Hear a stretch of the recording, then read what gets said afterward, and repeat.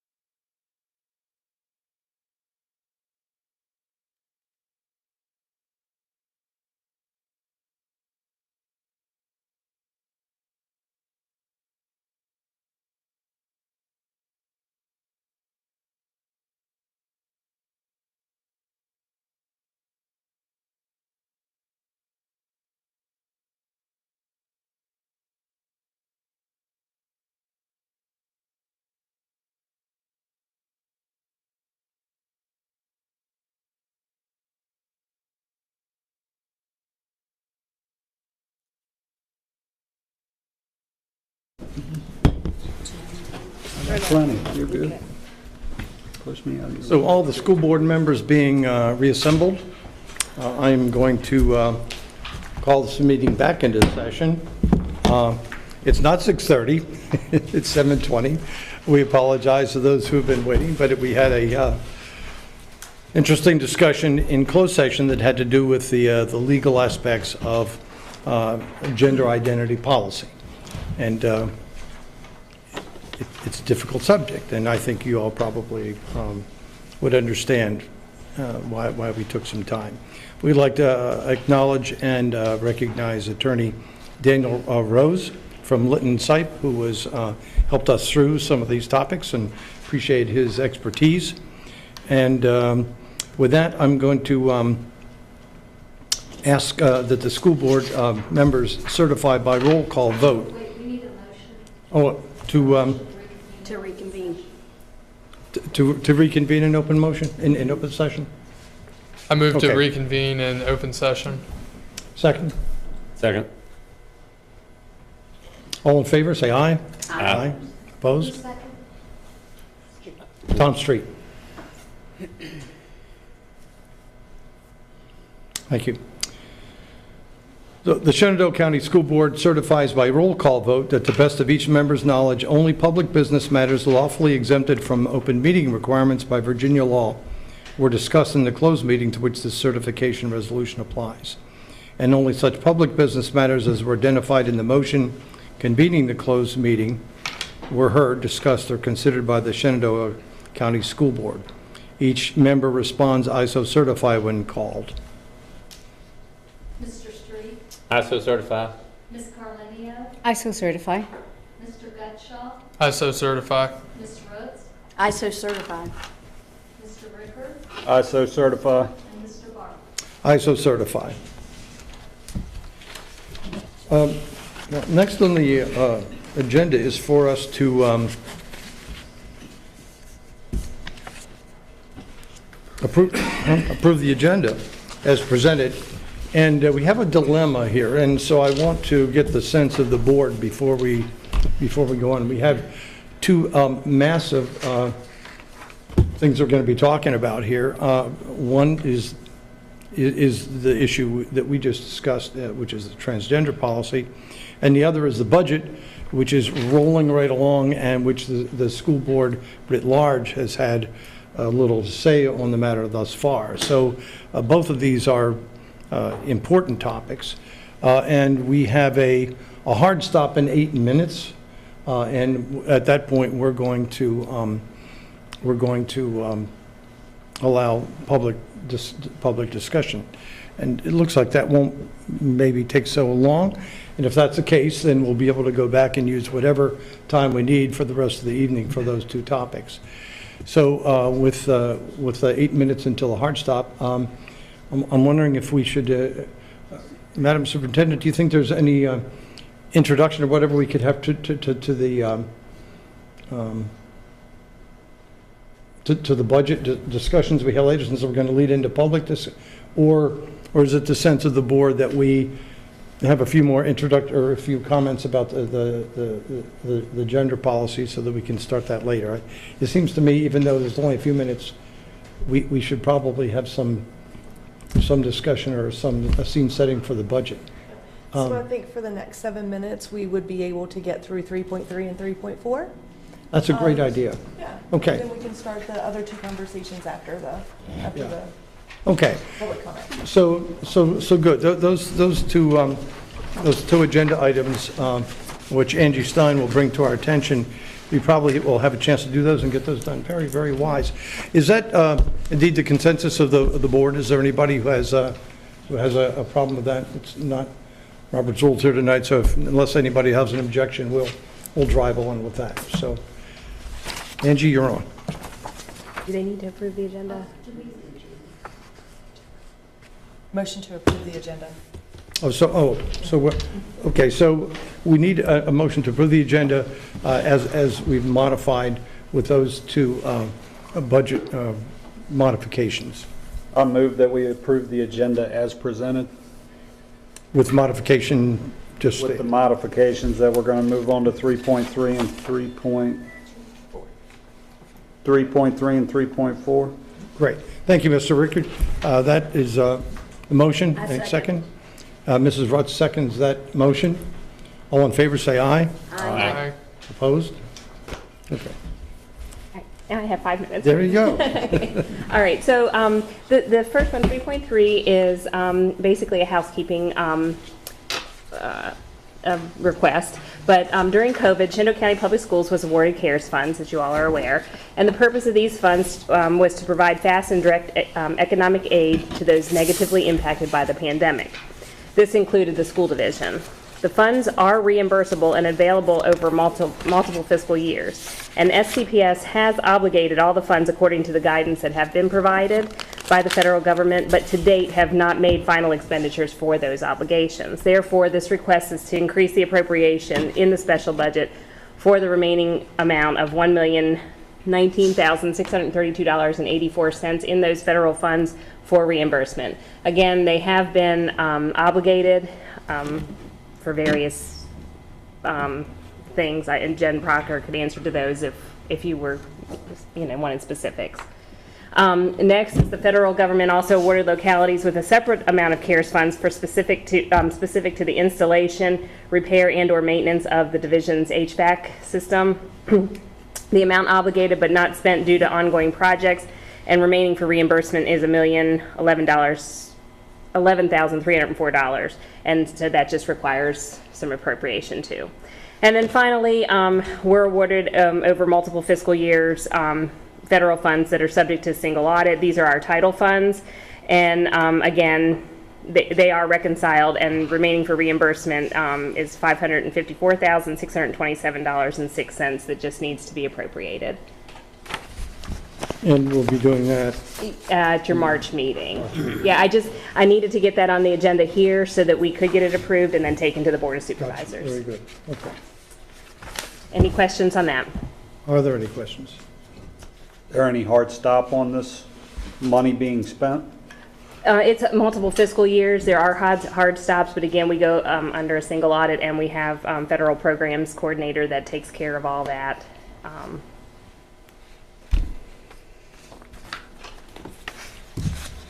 right, thank you. Okay. All right, and the last one is, so Robinson Farmer Cox are our auditors, and in collaboration with finance staff, the audit had been completed for fiscal year 2023, and the computation of the school board carryover fund balance for the year ending June 30th, 2023 has been reconciled and is in the amount of $249,188. Of this amount, $4,103,964 is from the division's special grants funds. Those are funds that are specific to certain projects and programs and have to be spent on those things. No local dollars are associated with those. The remaining $145,244 is the fund balance from the division's operational budget. The fund balance is due to the actual expenditures being lower than that budgeted, and this is 2% of the total budgeted revenues for 2023. CARES funds continue to support our local efforts as allowed by the guidance of those funds. However, the funds must be obligated by this June 30th, and all operational costs revert to the general operating budget. The recommendation is to request the Board of Supervisors reappropriate this operating fund balance to account for inflationary needs in the current budget, which have not been addressed in several years, and a state grant that was extended through June 30th of 2024. The special budget is being reappropriated according to the project, however, does not require specific Board of Supervisor approval per their resolution, which states, whereas unexpended funds, if any, left in any state or federal grant program at the end of a fiscal year shall be added to and shall be deemed appropriated ipso facto for the same program in the fiscal year ending June 30th of 2024, if otherwise so permitted by the granting authority. So this, too, will be an action item on your March 14th agenda. Any questions on that? It's a lot. Yeah. Good stuff.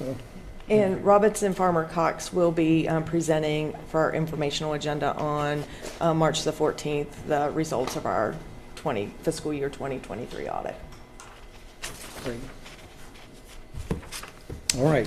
Thank you, ladies. I appreciate that. That brings us very close to the witching hour, so it's just about 7:30. So at this point, we will have the public comments on the budget. I wish to make clear that the public comments will be limited to those comments that have to do with the budget and not any other topics.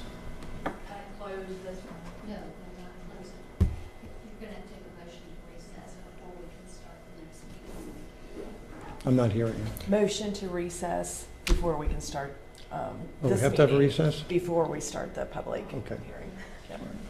Do we have anyone signed up? I'm sorry. Is there anyone signed up? Okay. Yes, I signed up, but I withdraw that in the interest of your convenience.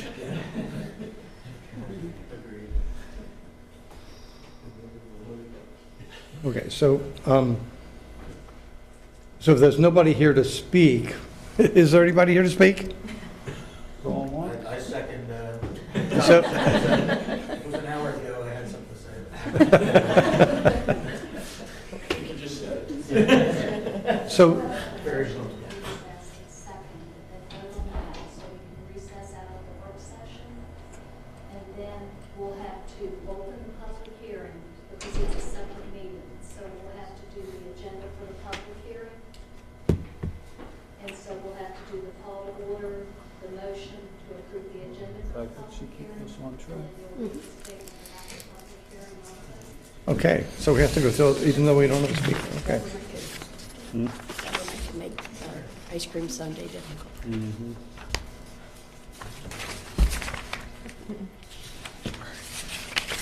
I move to recess this meeting. Somebody is, thank you. I second. Thank you. All in favor, say aye. Aye. Opposed? Great. I think I Brandon- did. Mrs. Rutz? So we're recessing right now?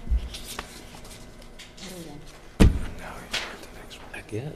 Are we recessing? No, but, so we don't need to take a recess, right? I mean. No, we're good. We're going to Yeah. stay here and keep Yeah. going, okay. All right. Actually, I do need a minute. Let me just go real quick. Be right back. Okay. You'll have to call the public hearing together just like in the meeting. Okay, so we do have, in essence, a recess, and we'll reconvene in just a matter of minutes. If anybody does need to take a quick break, it would be a good time to do it. Would you anticipate wanting to have me around for anything, or should I? I don't think so. I mean, if you want to, I wouldn't mind. I mean, if you want to stay around for some atmospherics, but if you don't think that's necessary, you can. Yeah, really, y'all's disposal if you think, you know. Chamber of Commerce. not Does really my anybody have a place to make that desire call. to have Mr. Rose stay just to hear? No. Now, if you want to stay on your own dime to watch it entertain, sure, stick around, but no, I think we're good. Understood, understood. Thank you. Thanks again, appreciate it. Thank you for the update for we had in the- So, you know, appreciate it. Reconvene, I guess, tomorrow night. Is this, I mean, this is- You're on the wrong one. Should be the- Yeah, but there's no beginning.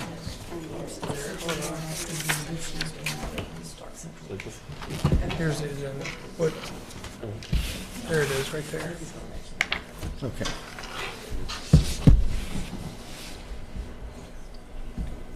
So what are we going to do next? We're going to do, okay, 32. so I don't need to pass this out. You'll ask for the approval of the agenda, and then we'll do this, nobody will talk, and then we'll finish out. Oh,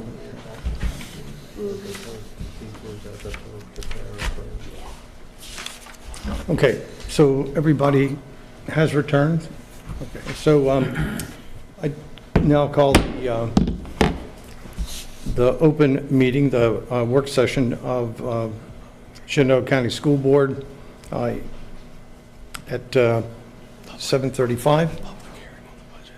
And that, the first item will be the public hearing. Well, we've done the public hearing on the budget, have we not? So, we haven't? No.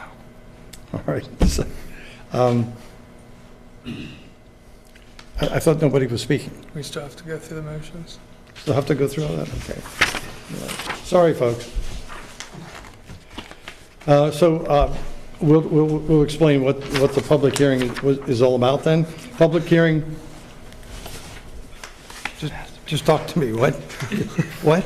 The agenda has to be approved first. Oh, okay. Okay.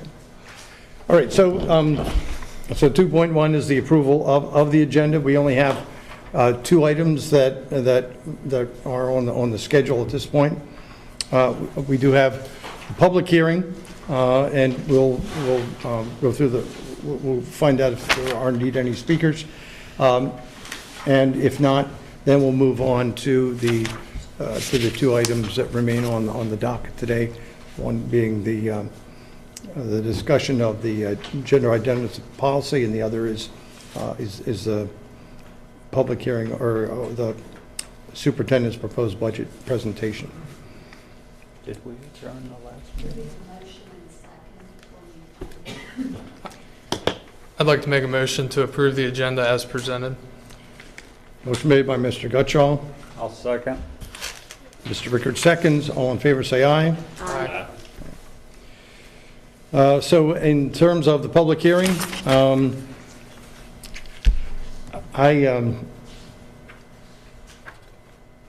I know that the public hearing is held to receive feedback from the community. And again, there's no one, do I have to read all this stuff? Even if nobody's, Can't we make a motion to adjourn? You don't have to read it, no one is going to speak. yeah, okay, well, thank you. All right. All right, And we'll have to close this, so you'll have to take on, we'll have to adjourn this hearing before we can go back into the work session. okay, so we're adjourning the public hearing, correct? All right. So I need a motion to that effect I move that we adjourn this meeting. of the public hearing. A second. Mrs. Rudd seconds that motion made by Mr. Rickard. All in favor, say aye. Aye. Opposed? None? All right. And now do I have to reconvene another meeting, or can we just go? We do? We have to come back to recess in the other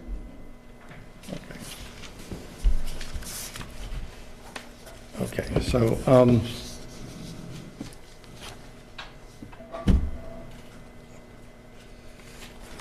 where am I? 3-1.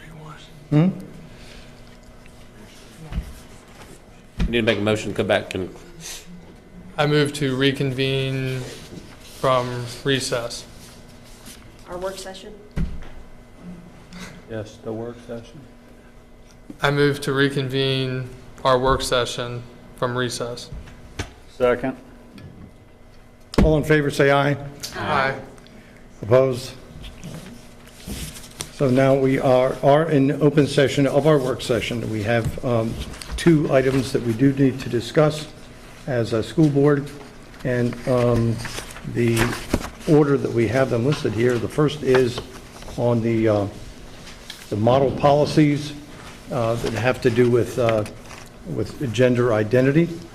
And so the floor is open for any comments. Before we begin, I want to make a few general guidelines, is that we'll follow the rules generally that we follow in Robert's rules, which is each member of the school board is allowed up to 10 minutes to make any comments. No one can speak a second time until everybody has a chance to speak the first time. And that we can continue on second round and have people use up to 10 minutes for the second round, and that will be it. Okay, so there are possibility of 2 10-minute discussions, if any of that is needed. And so we're open for any discussions on the concept of the bill. Should I go ahead and, if I can go ahead, since I'm going to be introducing my policy, I'm going to go ahead and you can take one of those packets. Okay, so before we go on, so the chair recognizes Mrs. Colaneo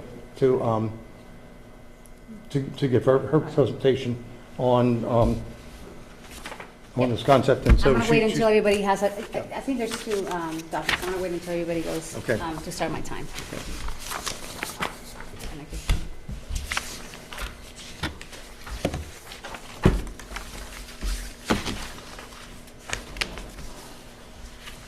Do my sign. Yeah, come on. Yeah, thank you. Did everybody have a copy? Okay, so can everybody hear me? All right, so, and please bear with me, I'm still having some issues with my vision, so I'm having a hard time reading. But I wanted to go ahead and have a presentation for this, a PowerPoint, to kind of better explain what's going on. I know there's been a lot of back and forth and a lot of versions being circulated around. So I wanted to make sure that everybody understood what it is that we're considering. So the first thing that I wanted to do, and I don't know if where do I press it to? Oh, it passed, we got it. Okay, got it. All right, so just to give you an idea on what's going on here. So the initial draft that I submitted, I circulated around the board on December 18th. I introduced it to the board on our training day on the 2nd of January. We talked about it. I mean, we put it on the agenda on the 11th of January. We discussed it on the 22nd of January. We discussed it on the 8th at the board meeting. Then during that time, there was a couple of weeks that I was talking to School Board Member Barlow about trying to make some changes to this policy.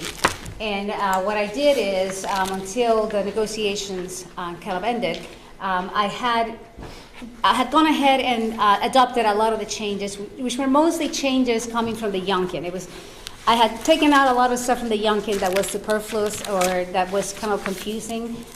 We went ahead and added it, and we also did the format.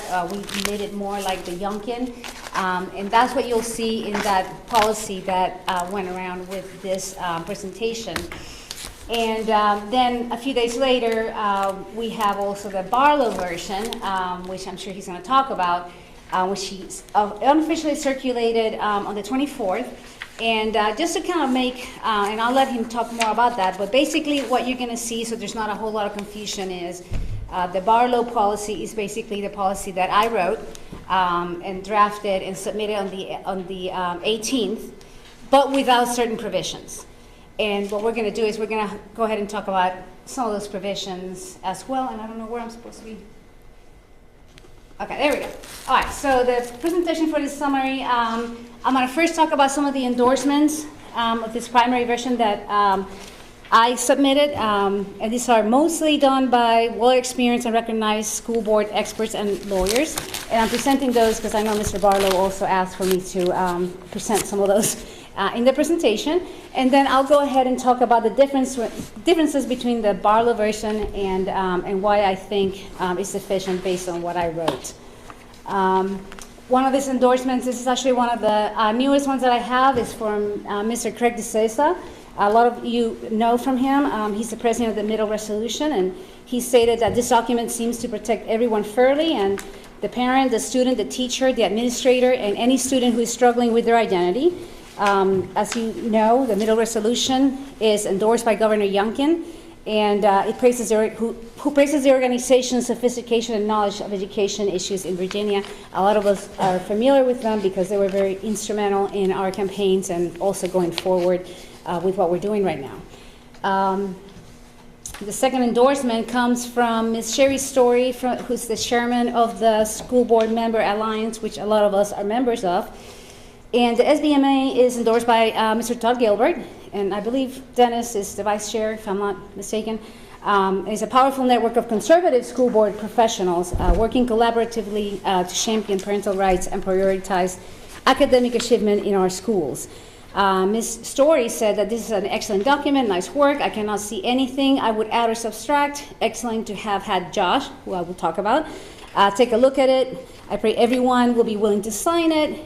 I would love to see this as become a template to other districts also here in the Commonwealth. And that was actually another sentiment that was echoed by Ms. Corey Brewer from the Wisconsin Wisconsin Institute for Law and Liberty, who I'll be talking about later as well. The next one is actually Mr. Hessler, who is the one that she just mentioned. Just to make sure everybody understand, with Mr. Hessler is actually the legal counsel at the Founding Freedoms Law Center, which is the legal arm of the Family Foundation. He's an expert on public policy development and constitutional law issues. I've been working with him from the very beginning, back in December 1st. He looked at this policy. He provided a number of suggestions, and they were all incorporated into this draft. Some of those policies are actually some of the ones that Mr. Barlow is eliminating from the policy. I also have here, so Ms. Corey Brewer, I actually talked to her. This is the reason why I don't have anything here in writing. We had a really good conversation. She actually would like to see some of these policies and even the resolution being circulated in Wisconsin among some other school boards. Ms. Shelley Norton, who's the Marketing and Outreach Chair for the SBMA, and she's also the one who's been kind of tracking what school boards are doing with regards to these policies. And Ms. Nancy Smith, who's the Political Director of the Middle Resolution, and with whom a lot of us have had great interaction. She's been a great resource to all of us. I believe Ms. Norton and Ms. Smith are also former teachers. So we're going to talk about the disputed provision, because like I said, they're basically the same draft policies. There's just a few main differences, and the main differences have to do with school board approval for certain provisions, with the safety and protection for girls' sports, and the protection from retaliation. The Barlow version basically just purposely fails to provide protections in all three of these provisions by leaving our students, teachers, and staff vulnerable, and that is basically the main differences between our policies. Now, as we go along and talk about the school board approval, I want you to keep these points in mind. One of them is, the key decisions made under the policy should be subject to school board approval. That's why we go in closed meeting and we talk about who gets hired, who gets fired, who gets promoted.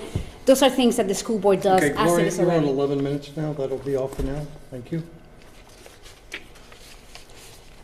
Fantastic. This is like the CRC. Anybody else? Does anybody want to yield their time so I can finish the presentation? I'll yield my time.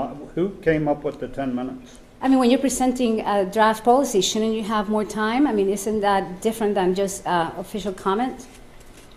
No. In Robert's rules and the other generally accepted parliamentary, 10 minutes is an accepted Even to time present the for an policy? intervention by the members of the body.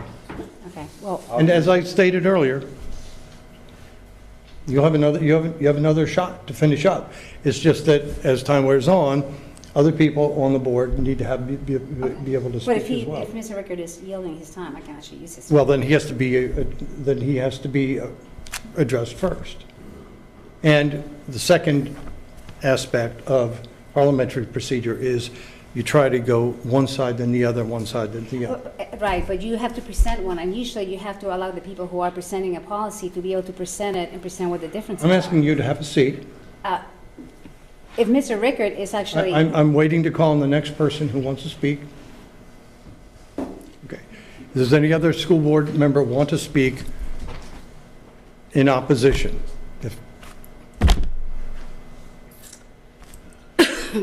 I mean, I think there's some, Is that a yes? yes. Okay. I gotta be honest here, and I'm not gonna be politically correct. This is a hot topic, and I completely get this, but this has turned into nothing more than a pissing contest, I'll be honest. There's a lot of back and forth. There's a lot of disrespect of members. There's a lot of, I'm sitting here listening to this. Our job here is for the betterment of 5,500 kids in this community that are under us, and to protect Shenandoah County Public Schools. And I'm a little worried that as this is proceeding, that is not our goal here. I think egos are a part of it. I think tempers are a part of it. For me right now, I'll be honest with you, The budget is my main priority. We just got it. When did we need this approved? March 14th. March 14th. So in less than 3 weeks, we're going to be asked to come back here and approve this. I would like to put a motion to the board that we table the transgender policy till after the budget's done. I think we are due that to the citizens, 42,000, 44,000 taxpayers in this county, to give this our priority. We have, I believe, 2 official transgender students or something like that in the county, something like that. I think it deserves some time and you know, some attention. I'm reading through Title IX, which we have discussed. It is completely different than what we had discussed previously. And I think there's some, I think it deserves a step back, and that it deserves some time off. And I think that our budget deserves our attention. That's it. Point of clarification, Dr. Shepard, can you explain again the timeline for the budget? So on March 14th is that the final vote on the budget? So,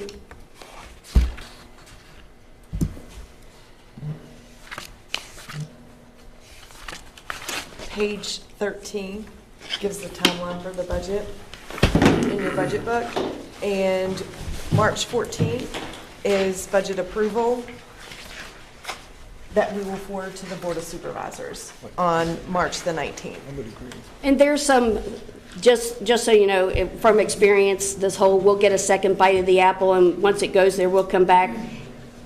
It doesn't happen. And then April doesn't 22nd is the final adoption of the budget. And that's after the Board of Supervisors have approved their tax rate and their budget adoption. So April 22nd.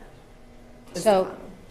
So Ms. Strotz, I mean, you are, what your suggestion is that we table this until what, May, June, July? After the budget process is done. Right, so that would be May, June, July. If that's how long it takes. So we're going to be in non-compliance. Continue being in Okay, non-compliance. that's, okay. I'm sorry, No, Mr. Chairman, I'm just. sorry, there was a point of allow- clarification, It- which you made, you right. do not have the floor. You asked for But that is a point of clarification. which I allowed. But that is a and- part of the and we're done. clarification. And we're done. Now, your recommendation to table is something we will consider after we have gone through the other presentations and interventions other school board members have. That's fine. But that's it. You have anything further? No, Okay. no. So, Mr. Rickey, you were going to speak before?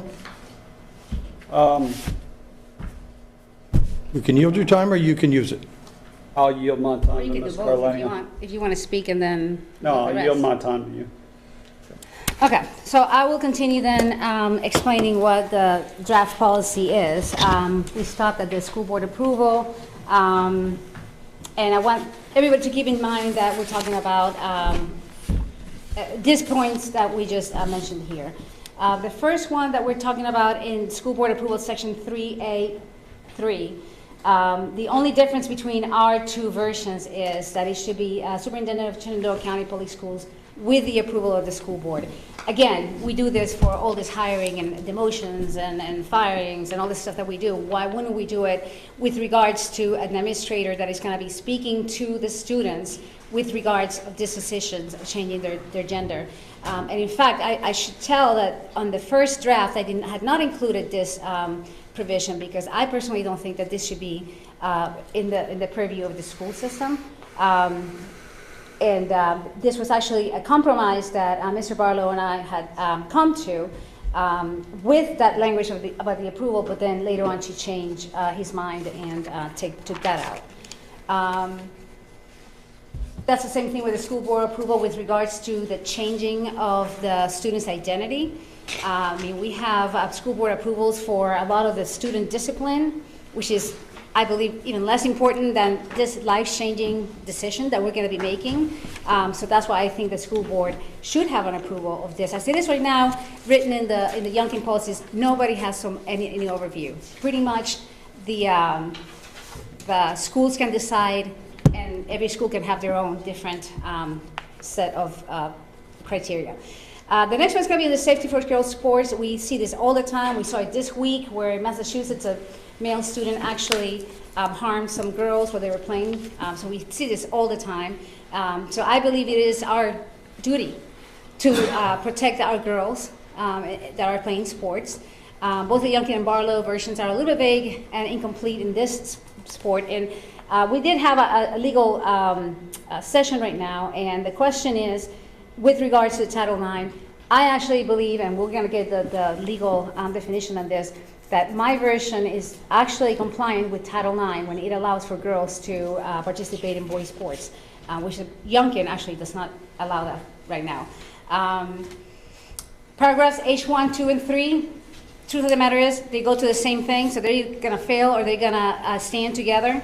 And then, again, this language is necessary and reasonable. So that's what you're going to find in Section H. That's where we added Section H, 1, 2, and 3. Again, this is not working. There we go. And Section 2 is the one that is going to be compliant with Title IX, which, as I understand right now, the Youngkin policies may have been sued because they don't include that. So if anything, we're actually more compliant than the Youngkin one is. Finally, the more important one of the most important ones that I think we need to decide to have in this policy is the issue of retaliation. And we actually just talked about this with our legal counsel, that we should be protecting our teachers if they don't use the pronouns that are other than the official record. So we're going to have an official record. And students who have a gender identity issues can actually go through what the policy states, and they can change their sex as it's in the record. They can still do that. Question is, are we going to be punishing our teachers if they don't follow something that is not on the record? So that's what the retaliation talks about. And those are the sections that Mr. Barlow actually removed. Again, I know there's a commentary about whether compelling is sufficient. Compelling and retaliation is not the same thing. Retaliation is an actual established, defined legal doctrine, and not compelling someone is not the same thing as retaliating against somebody. Those are two completely different concepts. We have the retaliation language. It's everywhere. This is just one of the many dozens of examples that we have, even here in Virginia, where we have a recent Virginia whistleblower protection. It talks about retaliatory actions. And one of the points I wanted to make is, due to this discussion, the fact that we're talking about this right now, if we now choose not to include retaliation, some could actually argue in court that we specifically decided to exclude that. Because a lot of the times when you go to court and when you look at policy, they're going to be looking at the intent. And this is the intent. This right here is part of that. So again, the retaliations in sections 1 and 2. Ms. Rutz had actually brought up some points of clarification that we could further clarify this with regards to the end of section 1 and just put there as in accordance to the official record. I have no problem including that, just to make it even more clear. But in the end, this is something that I feel is really important. I mean, I know I have been working on the budget. I've been looking on the budget. We've had some meetings in the Finance Committee, and it's something that is very important. But so is this. I mean, this is something that is going to touch students. This is something that could be changing students for the rest of their lives. Whether it's a girl who's participating in the sports, whether it's a boy who gets accused of saying something he shouldn't have said, or whether it's a kid that has gender dysphoria and is now having to decide what gender they're going to be, or whether it's a teacher or a staff member that could be punished for using the wrong pronoun or the wrong name. This is something that we need to address. We are in non-compliance already. Since Youngkin already introduced this back in July, we've been talking about this a lot. And if anybody has any more questions, I'd be happy to answer them. But I do think we need to act on this. And I don't think there's any reason to be kicking this down the road any further. Thank you.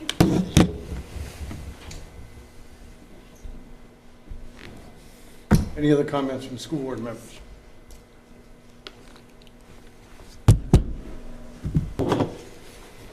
Okay, then I'd like to say something.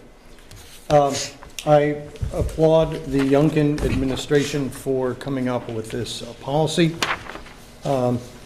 It's a common sense policy.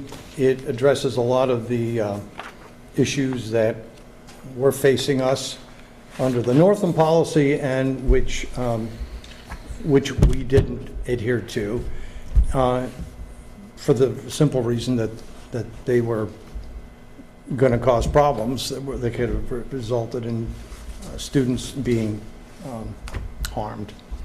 And so a common sense approach was that the school board in the past acceded to the new administration under Youngkin, but okay. And so we're in a limbo position right now whereby we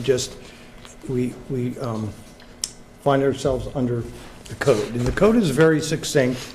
There's 8 bullets about what we have to do to be compliant. And we are. As we speak, we are compliant. But the Youngkin VDOE takes, I think, giant steps at trying to be more precise and provide more protections, and I think this is the important part, across the board. For a student, no matter what gender identity they may have, shouldn't have to be subject to bullying or to being any way disadvantaged themselves. On the other hand, we've had a situation where it was considered to be very, very likely that somebody could just decide on a whim to act like they were the other gender and to go into a bathroom and then to wreak havoc. And we saw that's happened in nearby communities.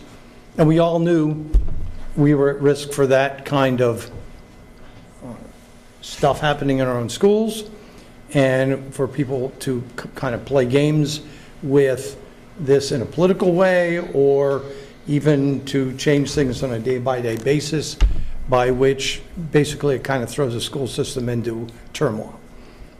We know that one of the reasons that teachers leave is because they feel uncomfortable with talking about these subjects, with having to police these subjects, and not knowing what the rules of engagement are.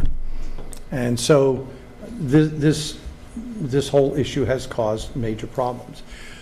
I'm personally concerned with what's happening with many of these children who are going through tough times of being 12, 13-year-olds and going through all the things we went through as middle school kids, and then being told by somebody in social media or by some political member of the family or something that, you know what, you just weren't assigned properly by the doctor when you were born. And so we try to find a kid who has problems solution by making them part of an oppressed group, by making them feel like they're part of a group that somehow needs to be different. And so what we have done is something that hasn't been done in 6,000 years of history. We, as a culture, have decided it's okay to try to change your biological sex, and that is going to be the solution to the problems for these kids. Now, as Europe is finding out now, as America is finding out now, putting your hope into taking hormones the rest of your life, having parts of your body lopped off, are probably not going to solve the problems that these kids have. It's not in our wheelhouse to change the law, but it is in our wheelhouse to manage the situation in our schools so that we don't either groom or entice kids to take this drastic step, nor do we bully them or persecute them because they're thinking about it or because it's an issue. And so that makes it very, very difficult for us to take, something like the model policy and try to make it more comprehensive or to go with what it is.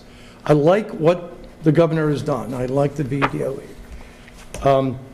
I take personal umbrage at having this thing given my name, in that I have not submitted a version to be considered by the school board. I have not, in spite of protestations to the contrary. There is no Barlow version.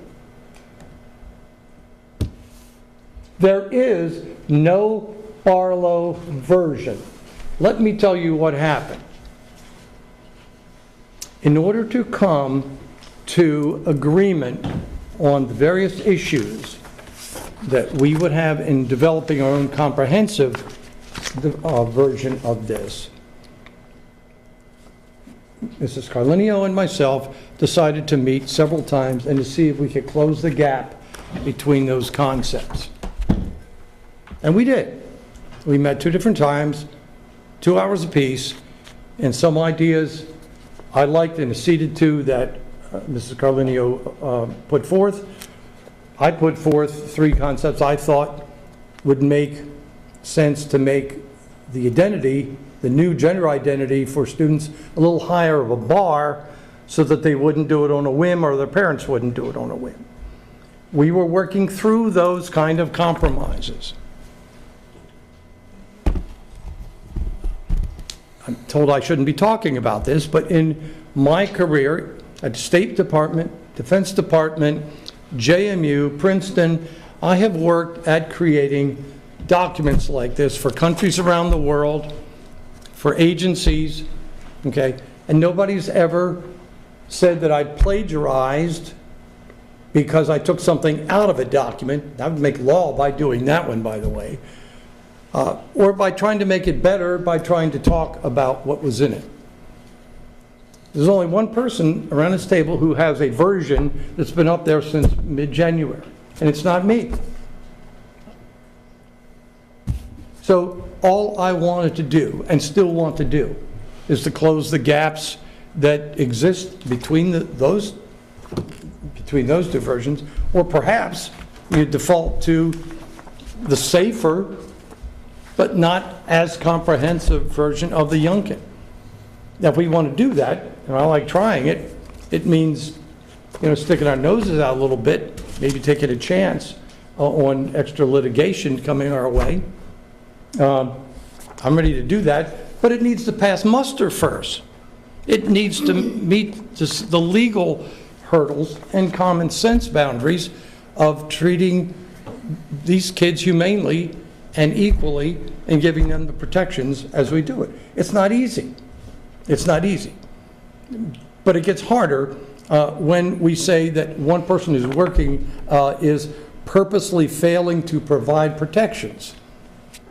So I've dropped out of that process. And I don't, the pieces I put in or took out, they no longer exist. It's part of a working process. And I don't like them being represented as if it was a version that I have presented and don't intend to present. But I do intend to take a greater look at the Youngkin version and see what we can do to plus it up. And some of those concepts are interesting concepts that Mrs. Carlinio has put in here. Some, I think, are no-goes, and some could very well draw quite a bit of litigation to our county, which we may fight and win, or fight and lose, or fight and pay for. But we need to be aware of the ramifications of that. So this is not easy. And it's not easy when you get personal or unprofessional. And I would concur with Mrs. Rutz that I am guilty of ignoring the budget process up to now, because I've been involved in this. I apologize to the board and to the school system, because we owe you guys a better look at the budget than we've done it. I give great credit to Tom Street, who's taken this on as an individual issue and gone out and found stuff. I know Mike Rickard is interested in a lot of these topics. I know we'll be talking about these in a few minutes. We are safe as we are at the moment if we don't make any changes. We're probably safe if we pass the VDOE model relatively, or we can be more aggressive and try to find something that's a little stronger. I love to do that. But it's going to take a little bit more understanding and professionalism that we as a board have demonstrated at this point. So if it would be the decision of this board to table this issue until the budget issue is more discussed and debated, I could support that. But I wouldn't want to see it disappear from our discussion. But I don't want to see it drive our emotions and our decision-making over the next 3 months. I'm sorry, I went over my own timeline, and I I do have a apologize. point of clarification real quick. Just 1 second, one please. Okay, so any other school board member have anything else to say? Question. I forgot which one of you I called on last. Now, I want him to talk, but I just have a question. Because you said there is no draft, Barlow draft. So our legal counsel was just comparing the Barlow draft and the Carlina draft. So you're saying you're taking yours out? Here, I'll make it very clear. When I was aware that we were going to have legal opinion on what needed to be in and so forth, there were some ideas that I wanted to float and get an opinion on from the lawyer. And so that's why I left them in, or the last version that I recall working on, so that we could get in there, and I asked questions about those tonight. Okay. But So that's why. That's what he was referring to. Just because that's what I was referring to, so that's what the legal counsel was also referring to. Yes, but not the same points. But the same document. Yes. Thank you. I just wanted to clarify, if we're going to run this meeting professionally, you just stated you did not have a Barlow version. I have an email right here that went out to every board member here, and I believe Dr. Shepard, on February 24th at 1:17 from you that says, I have asked that my latest draft be provided to the school board attorney who would review it as well as the other proposals. Those are your words. You said you had a draft. Now for you to sit and look at her and go off on her saying there is no Barlow draft, those are your words. I just wanted clarification there. Well, let me clarify that for you. First of all, I believe it was you, Mr. Rickard, who asked if you could have a copy of what I had been working on, and so I did send it out. Okay? But you didn't have a draft. You can whoa me all you want. I'm going to speak my mind. But I'm also going to respond to the questions that you ask. So, if the question is, was there something identified as the version that I was working with? Yes. Have I proposed it before this body or anybody else as something I would like voted on? No. Is it a working document that I have been working on to try to come to agreement and consensus? Yes. Is that what you submitted to legal counsel, though? When you submitted to legal counsel, what was it that you said you were submitting? A version for which I wanted legal opinion about legal sufficiency, point by point. In response to Ms. Rutz, I believe we should be centering our attention on the budget. However, I've been doing both because I believe both of them need our attention. Hopefully, all of us can do more than one thing at a time. But yes, I have been working on the budget as well as the transgender policy. I don't think that the ability to do more than one thing at a time has anything to do with it. I think that that is a very clear indication by the conversation this evening that that we probably need a time off of the transgender policy. I think that we need to focus on the task at hand since it's on time sensitive. I don't believe at 8 months, we've already heard that there is no possible way, no vehicle, I think is the word used, for the State Department or anybody else to come here and say, gosh, you're not in compliance, and then what are they going to do? I think that it's waited this long a couple more months isn't going to be that big of a deal, considering this is a huge project. I don't know about you, but this is my third one going into it, and it's like drinking from a fire hose. I'll concur. Well, One second. So are there any other comments from school board members on the transgender policy? I just would like to add that Okay, you're on. I just forwarded you Title IX from the Federal Department of Education, and there's some updates there. It was updated in 2021, and it does include language about transgenders and discrimination that I think requires some talk. And we are expecting some further interpretation of that as well. Correct. the point that I was going to make is that we're not voting on this tonight. I mean, we're voting this in a few weeks on March 14th. By then, you know, like Mr. Rickard said, I mean, some of us, I have been working also on the budget. I've been talking to people about this. I've been looking at some of the items, so I can do both of them at the same time. I would think that by March 14th, we should be able to get all the questions that we have outstanding right now, which I guess are mostly between mine and the Youngkin policy. And, you know, Mr. Rose said that he was going to be able to submit that to us pretty soon. So we'll be able to have that before March 14th, when we can finally have another final discussion and then the vote on this transgender policy, gender identity policy. All right. I think what I'm prone to do is to call an end to this discussion here, to ask the superintendent at this point, in just a moment, to lead us through the budget discussion.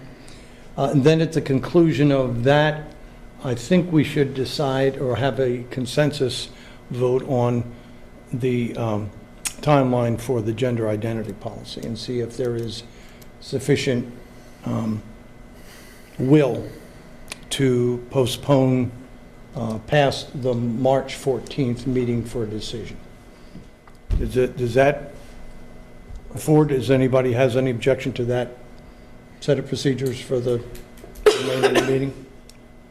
Should we end that first and then move on to the budget?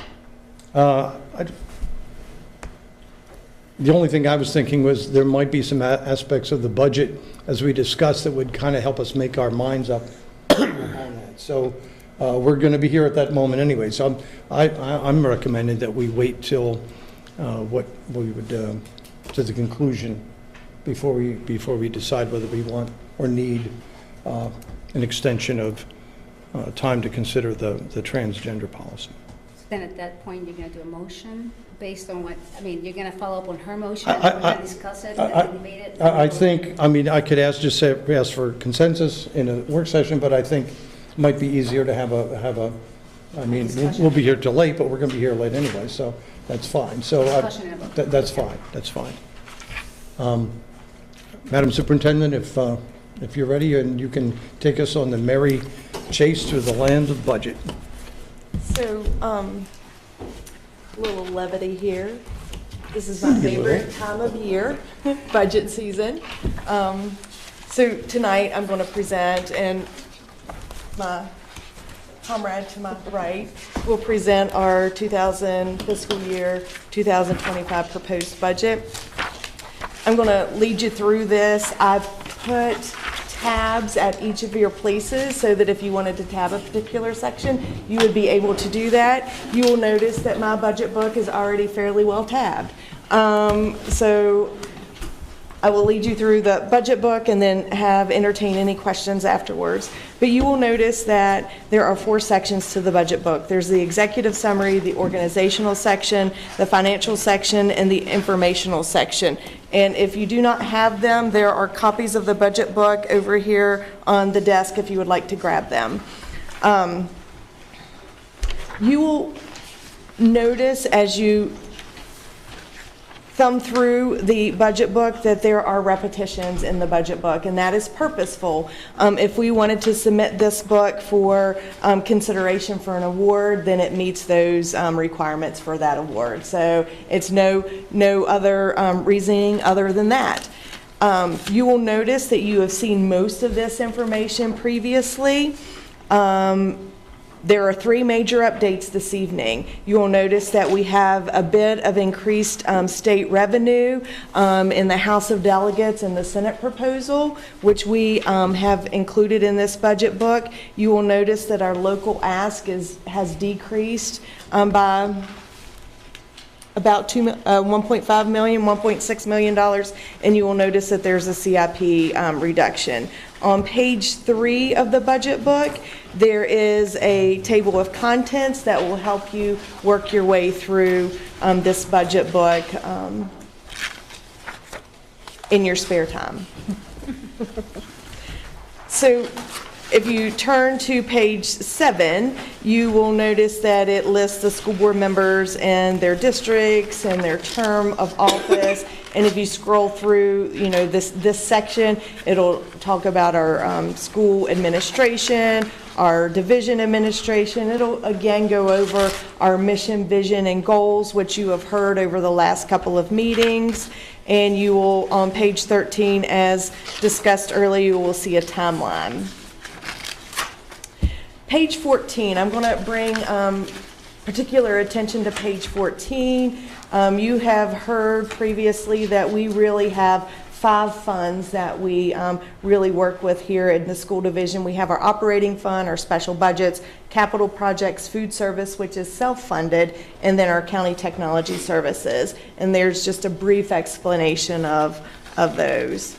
Page 16, 17, information that you've seen before. The organizational section. If you look at page 21, you will notice that Shenandoah County Public Schools has been the largest employer in Shenandoah County for quite some time. That's on page 23. And then at the bottom of page 22, you will notice the membership of all of our campuses and our schools at our campuses. Page 24, you'll see an organizational chart, and you'll see our school board members again and their districts and their terms. And then goals, mission, and vision. And then you turn to page 27, and you'll see our accounting practices. I am going fairly quickly through this. This is not really what you're interested in. You're interested in the financial section. So I'm getting there. But I think that it's important for you guys to understand that there is more information in the background that could help you as you're making decisions. So on page 27, you'll notice our accounting practices and policies. And again, we list those 5 funds that we fund, that we use. And then it talks about our processes here on page 28 and 29.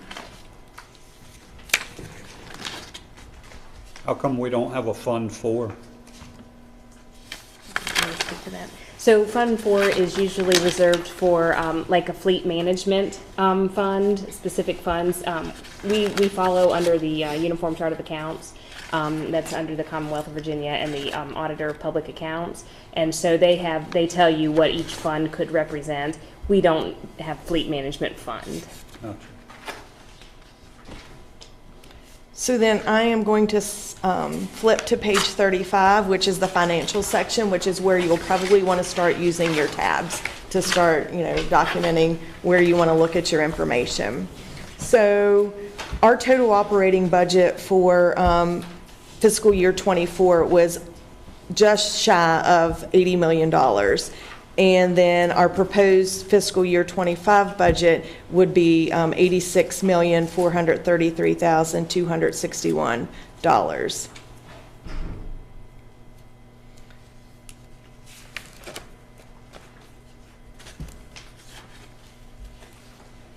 If you turn to page 36, you'll see state funding has increased.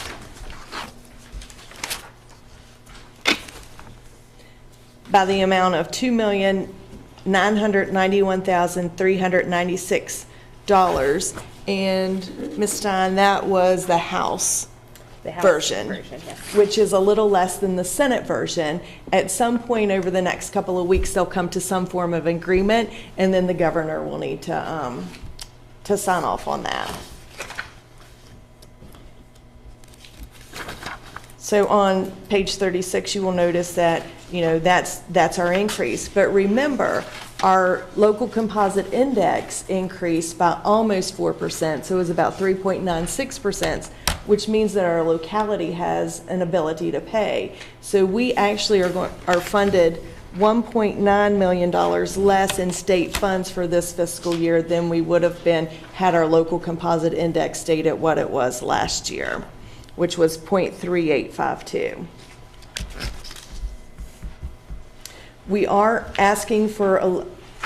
I am asking for a local funding in operation of $3.5 million. And, take into consideration that almost $2 million of that is funding that we aren't receiving from the state had our local composite index not increased. On page 37, you will notice that 56.5% of our funds come from state funds and 41.47% come from county funds. And if you look at the 41.47%, our local composite index is 42.48%. So that's what the state anticipates that the county is able to afford. I'm going to go slow here to see if there's any questions. So please ask them while you're thinking about them.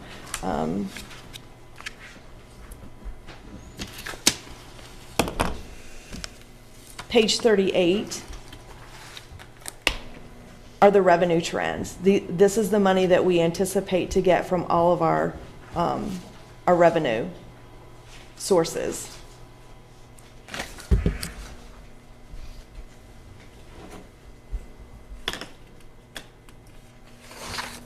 Page 39, you'll see the local composite index indicators. You will notice that the true value of real property went up almost 1.6 billion, and that is weighted 50% of the local composite index. Our gross income increased by almost 500 million, and that's 40%. That's 40% of the local composite index.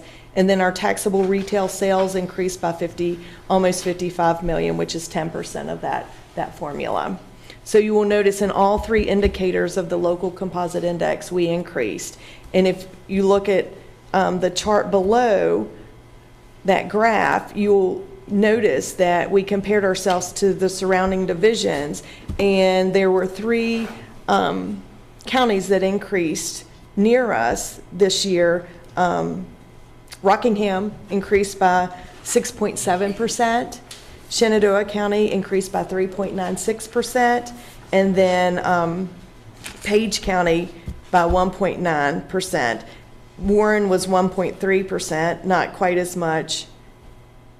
And then Frederick County was 0.1%, and Augusta County was 1.37%.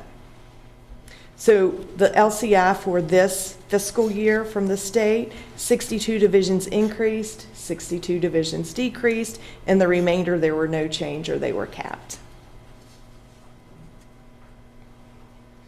Be happy to answer any questions on local composite index.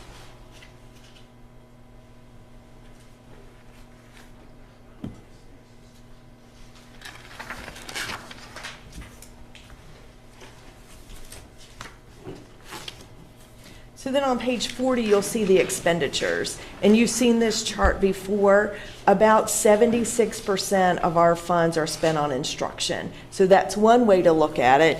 And another way to look at it is on page 44. We'll flip back to page 40 in a minute. But 89% of our budget is people. So it's salary and benefits.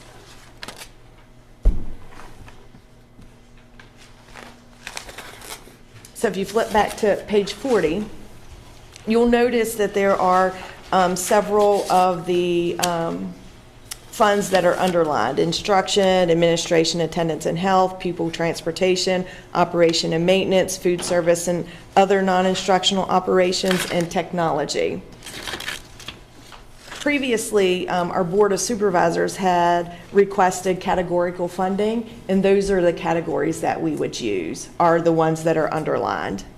So on page 43, we have divided our budget into categorical funds. So if the Board of Supervisors wanted to fund us categorically, it's right there for them to use.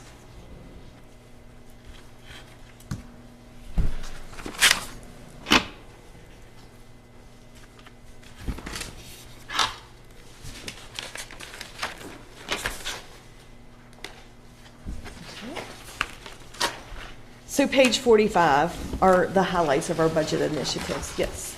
Going back to 44 for a second. Uh-huh. For the cost per pupil, you know, obviously we're trending, I would say, in the wrong direction in that category. You know, I mean, why is this continuing to happen? Because we talk to other school systems and their number is not near as high. Yep. So if you look at the estimated, typically that goes down because the estimated is not necessarily what we expended. So, and I don't remember fiscal year 23, but we spent we gave $3.5 million back to the Board of Supervisors that we left unspent. So it's still estimated because these are numbers that come from the state and they haven't finalized those numbers yet. And we just had our, they haven't finalized these numbers on the state website. When health insurance increase, then your per pupil cost is going to increase. When you increase salaries, then your per pupil cost is going to increase. So I don't have the information on those counties that surround us, but we can definitely look into that. Probably for previous years, not for this year. We can get a number on that.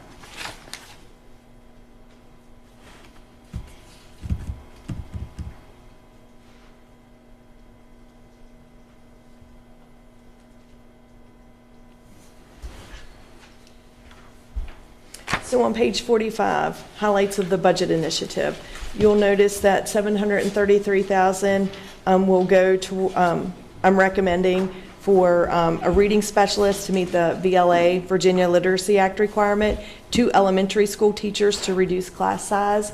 We have a 5th grade classroom that has 27 students at or 4 of them have 27 students at Honey Run Elementary School. And then the 3rd grade classroom, 2nd grade has 5 teachers and 3rd grade has 4 teachers.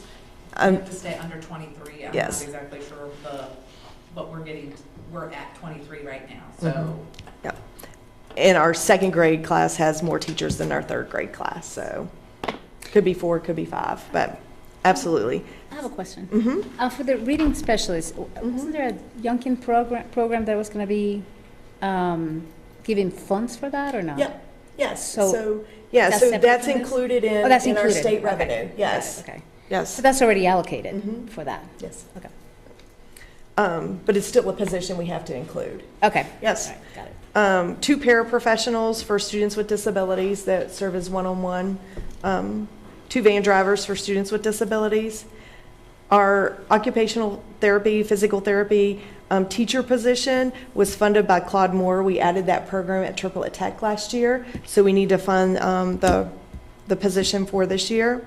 And then we are requesting for 3 floater custodians, 1 for each campus. We have we have custodian vacancies, and we have custodians out on FML, family medical leave, that these 3 floater custodians would help with cleaning making sure that our facilities are clean for our students. Oh, I'm sorry, just kind of related to what I just asked. Now, is there a way that we can know, like, which ones of these positions are already funded for? Like, if we're looking at any cuts, for example, we would know, well, those are already allocated for and paid for, so we shouldn't even be touching that. Is there a way that we can know that? Like, what's funded by the Claude Moore, or what's funded by the Youngkin Initiative, or do we have that anywhere? So, no. No. It's not in this book, but I can tell you that Okay. the reading specialist is funded through, We don't have to do that now. I was State, just wondering, right. maybe later on, we could do that, so that as we're looking through the budget, we can say, okay, let's not even look at those to be cut or reduced, because they're already funded. the 2 elementary teachers, if we don't fill one of them, then we actually lose state funding. Okay. It's called K through 3 class size reduction. And I did forget to mention that we have a middle school teacher to reduce class sizes. That's math at North Fork Middle School, and again, there are 27 students in each class there. Yes, please. So, I don't know if this will help or not, but when you ask if it is funded, it's funded by state revenue that we'll get, but it's not currently in our budget. So we have to increase our budget for that position as the expenditure, and then match it with that revenue that we're getting from the state. But that position does not currently exist in our current budget. Okay. I was just looking in terms of, these are things that we don't want to cut, because Well, already and been that's funded, and that's why Dr. Shepard's recommending them, Yeah. because we have to have them. Yeah, and that's what I was wondering, if there was a way that we could have, which ones are absolutely, don't even look at cutting them because we need them. Like they're already funded, or they're already appropriated, or, Yeah, none of them are appropriated as an expenditure. okay. We'll be receiving funds for them. Okay. But we have to increase our expenditures in order to get them in our budget. Thank you. So right below that are our CARES funded positions and items, and that's 1.6 million. And you'll notice that we currently have 9 student support specialists. This, we're requesting 6, so that's a reduction of what we currently have. The FAP coordinator and the 504 coordinator, both of these positions were in our budget prior to CARES funding. However, when CARES funding came about, we transferred those positions to CARES to be funded by CARES money. Our 0.5 full-time equivalent for maintenance, nurse coordinator, maintenance secretary, nurse coordinator, and drama teacher, those were all funded by CARES. We have some software purchases that were previously funded by CARES and then increased in our budget, substitute budget.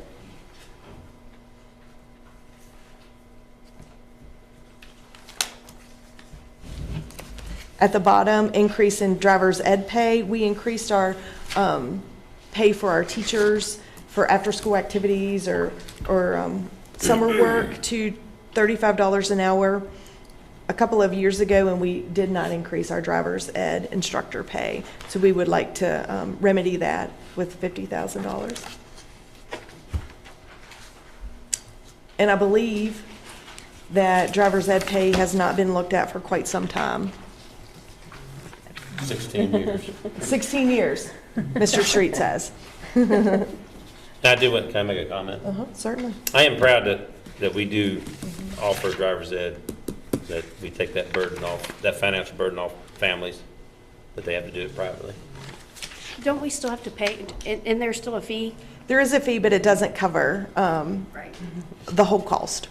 Absolutely. Like, I think a couple years ago, it was like $200 and some, I thought. 110. 110? Or 120, yes, yeah. Okay. State sets every census in the fall, what we consider that. Yeah, it's far cheaper than what, but it's not as cheap as it was when I was at school, which we covered, so.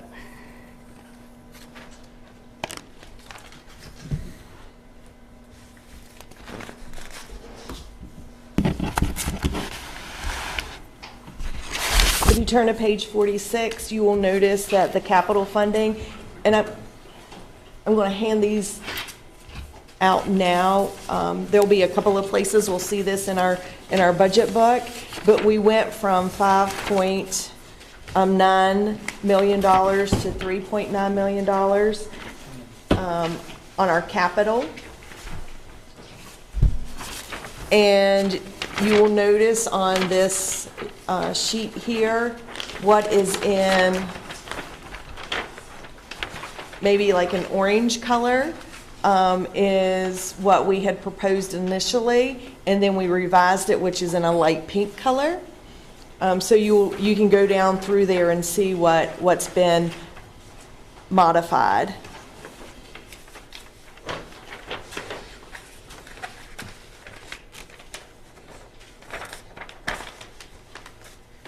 I have talked with a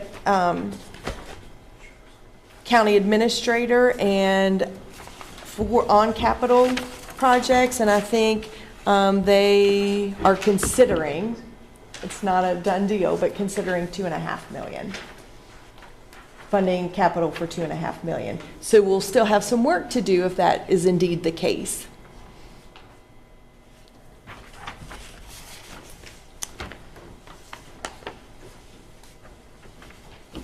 I'm sorry, can you repeat that again? So it's 2.5 million?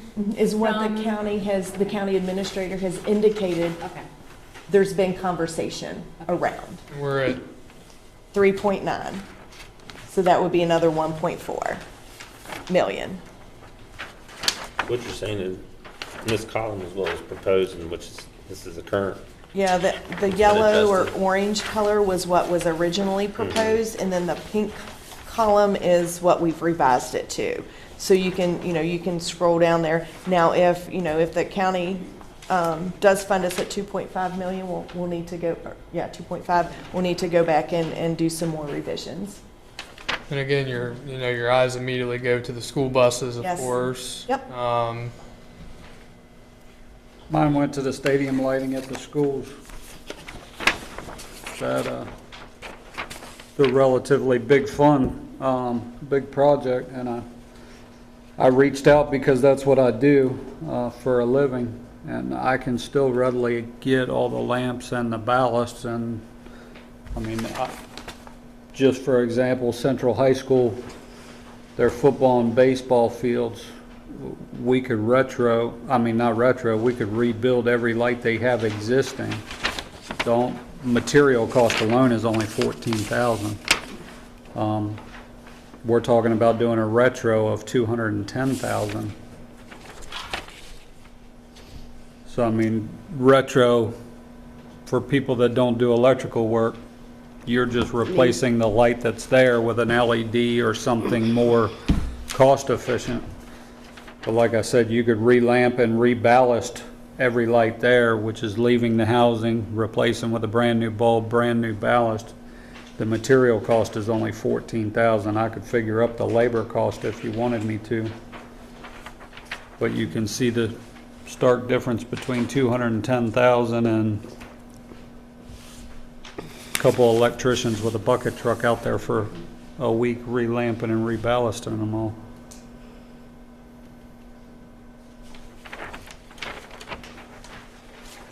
So there are two items on there, the stage lighting at Central High School, I think that's it, and stage lighting at Mountain View High School.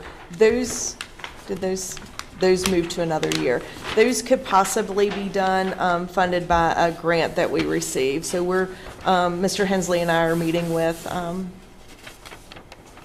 that grant funder and to see if that would be a consideration for them. So I'm sorry, those are the stadium or the? no, the stage the lights. stage, okay. Yeah. Now, for the stadium, just a question, because Mr. Rickard kind of provided that we could potentially do it for a lot less. That kind of brings back to the point of where are we sourcing the estimates from? I mean, are we like getting 3 estimates out, and who's actually in charge of getting whatever estimates we're getting for this budget? So I'm going to let Ms. Stein answer that. So when we go to put together a CIP, we don't go out for procurement. We do get one person that we've worked with before, something like that, so we have a number so that we can build the CIP. When an amount is approved by the board, and then subsequently we're funded by the Board of Supervisors, we then go back and we follow our procurement policies.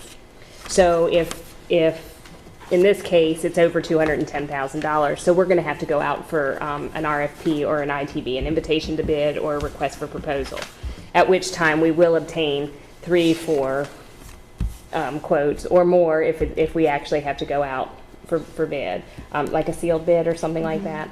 So all of that will happen after the funding takes place. Then we go out, we can, you can bid on it or whatever, because it's publicized and things like that at that point. Then we get the number in and can put an actual number to it. In this case, if it would be under $80,000, we wouldn't have to do that. Do you know what they were proposing there? So we had those lights done at the Mountain View softball field, and it cost us $220,666. I think Musco Lighting was the one that was the company that did it. So we just, since that we've used them, they did the work. I think we went out with them and we asked them. Our maintenance supervisor has relationships with a lot of these types of people, and can make a phone call for us so that we can get going, because this is the long process for us too, to get it to you guys and prepared and ready. So the number could go down, it could go up. Again, it's our first number, and it's one phone call usually. So how, excuse me, how reliable, because I know Mr. Wertz has got, there's a lot of knowledge that he has to have about buildings and things of that nature. You do this, and you are looking at it and going, well, we don't have to really replace them. How often does that happen, that we actually have somebody come out or, to look at some of this stuff and go, XYZ down the hallway will be glad to sell you $250,000 worth of lights, but you really don't need it. I mean, how often do we look at these projects and go, okay, do they have to be replaced? Can they be retrofitted? I mean, are there something else? And I don't know, I think Warren County has picked up an extra position where they actually have somebody that does that kind of stuff. I mean, just like with Peter Muhlenberg, we went out, hey, we called, somebody come fix it. This is what they, what are the other options? And especially in an emergency situation, not everybody has that wheelhouse to be. And I appreciate the fact that you've looked at it. I just would consider that you have, we are bound by you being on the board and having things done for us. So, conflicts of interest and things of that nature. But it's good to know that, like I said, that's a ton of money if we can do that. So, Dr. Heingartner, do you want to talk about the facility study and kind of where we're at with that? Sure. That, fortunately, we've been able to partner with an architect to do a full-scale facility study. I know what you're talking about on an as-needed basis with that versus that.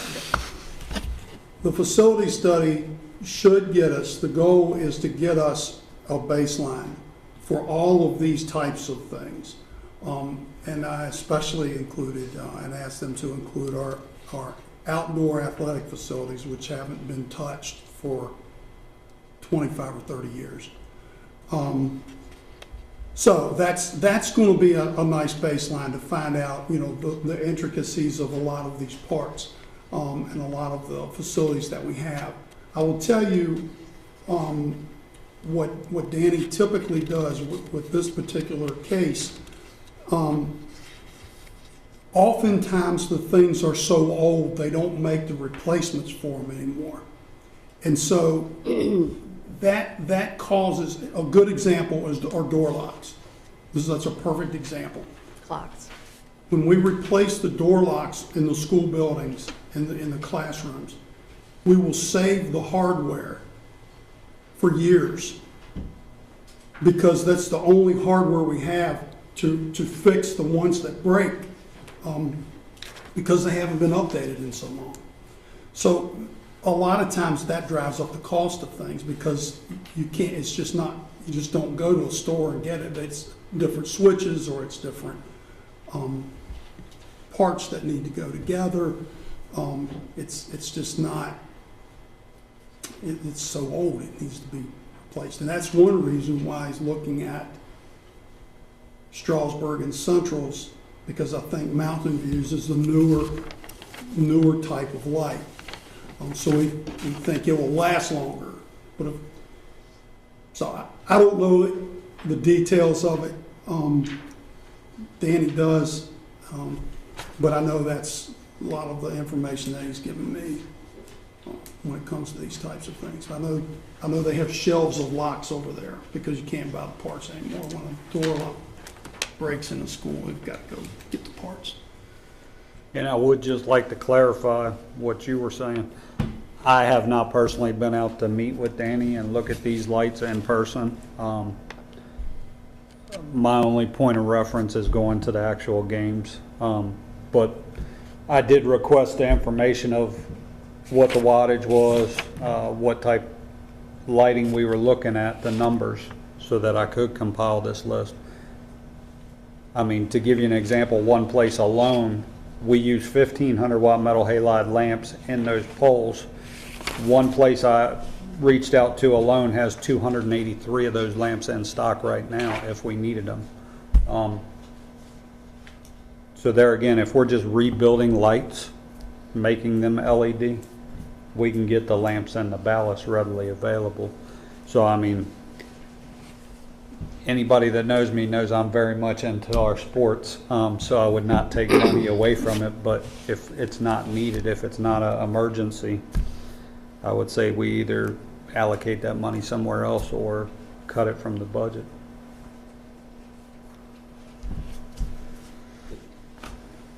Yes, ma'am? I have a question. On the replace the 90s wing gym and rooftop units in the elementary schools, that went down from 425 to 165. It said, and I can see that it keeps on going on the 25, 26 to 26 and 27. We spread it over. We're spreading it a couple over? of years, yep. So are we just going to do like some schools one year, then another school another year, and then, and we know which ones require attention for the company?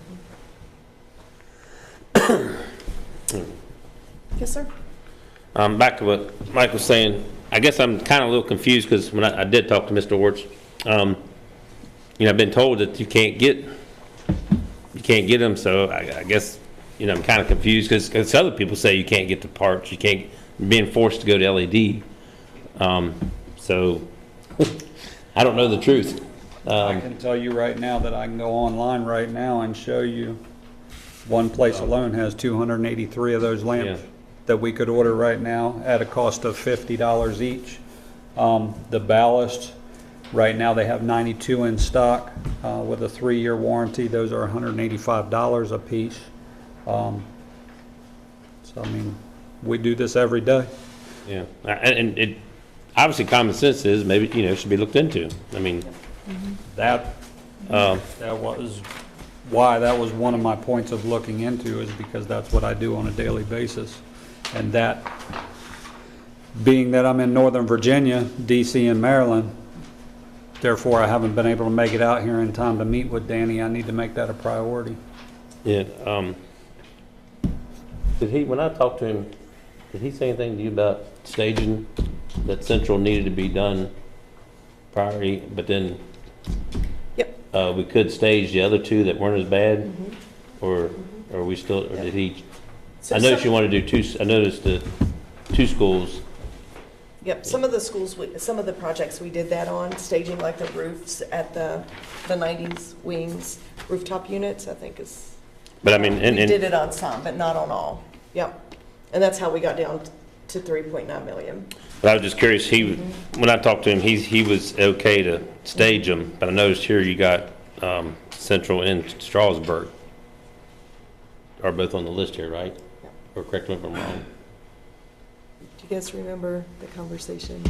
I mean, I'm just asking. Yeah. Well, I think we were looking at a number, at trying to get down a couple million. And our thought process is that the costs would continue to inflate over the next several years. So if we could get 2 of them done now at the lower cost, then we wouldn't have to put it out to a future year. Because every time we put something out to a future year, inflation, and it increases the amount for that year too. So, but it is something that, like Dr. Shepherd said, we can cut, we can move. I was just curious. Yeah. Because when I talked to him, he said that it could be staged, but if the need is to, both of them this year, then. Well, I have another question. I mean, and maybe a silly question, but especially when we're talking about things like that, like the electrical work and being able to get some of the parts and stuff. I mean, is that something that our students at Triplet could work with under the supervision of something and then maybe bring that cost down, or? So our students at Triplet actually do a lot of work for us, so under supervision. I don't know that we would have them up on a pole. That's what I was wondering. That, Yeah. in a lift. But groundwork or ladder work, absolutely. So maybe Yeah. not that. Maybe not that one, yeah. It is something worth looking into. I mean, if they have the proper PPE on, it's what they're going to be doing in the real world. I'm sure our Triplet instructors wouldn't be opposed to it if we could look into that. It is a good opportunity. I mean, it's safe work. They do that quite a bit. In fact, they just finished up wiring up the new building up at Mountain View, a new concession press box building. That's awesome. In fact, they might still be working on it, but they're close. Yep, and our masonry students are doing some walls in, is it Mount Jackson? In Mount Jackson, so they're out in the community all the time doing actual work for people. I mean, I was just mentioning it because it may be the difference between Yes. getting this done or Absolutely. not, or cutting it off altogether. So if that was maybe an option that we could kill 2 birds with 1 stone. And I'm not sure about these particular lights, but I know there are some lights, light poles that need to be replaced as well, just because they're leaning or. And that is where I need a clarification on, because he uses, or whoever put this together used the word retrofit. When we talk retrofit out in the world, You're just changing from, we're changing, the pole and the wiring is all pretty much staying as long as it's still usable. All we're replacing is the light itself. So when you use the word retrofit, that's what I went by. If we're doing a total replacement of the pole and everything, then like I said, I don't know about these particular lights, but I know that as you're making your rounds to our schools, that there are some that need to be replaced or on wooden poles and, they're leaning a little. right. Yeah. So what is considered high mileage? I'm kind of cracking up because I've got every one of my vehicles. They're not even broken in till 100,000 miles. I'm not one of these persons that understands experiences getting a new vehicle every 2 years, but current driver's ed's vehicles have over 100,000 miles. Replace high mileage vehicles. What is considered So high mileage for staff is different than high mileage for students. So the driver's ed cars, if I remember correctly, Lucas Long saying that we would get new driver's ed cars, 1 per year for the next 3 years, and then that car we go to replace one of the much older vehicles that our staff drives in, like old No more cop Crown cars. Vics and stuff. Yes. Do what? No more Crown Vics and. Crown Vics, yes, we go to replace a Crown Vic that we still have running around. So our fleet. 100,000 miles is considered, For students, 150, 175, yeah. If I'm allowed, I may be able to Please. elaborate on this. When I talked to him, I had the same question, same view.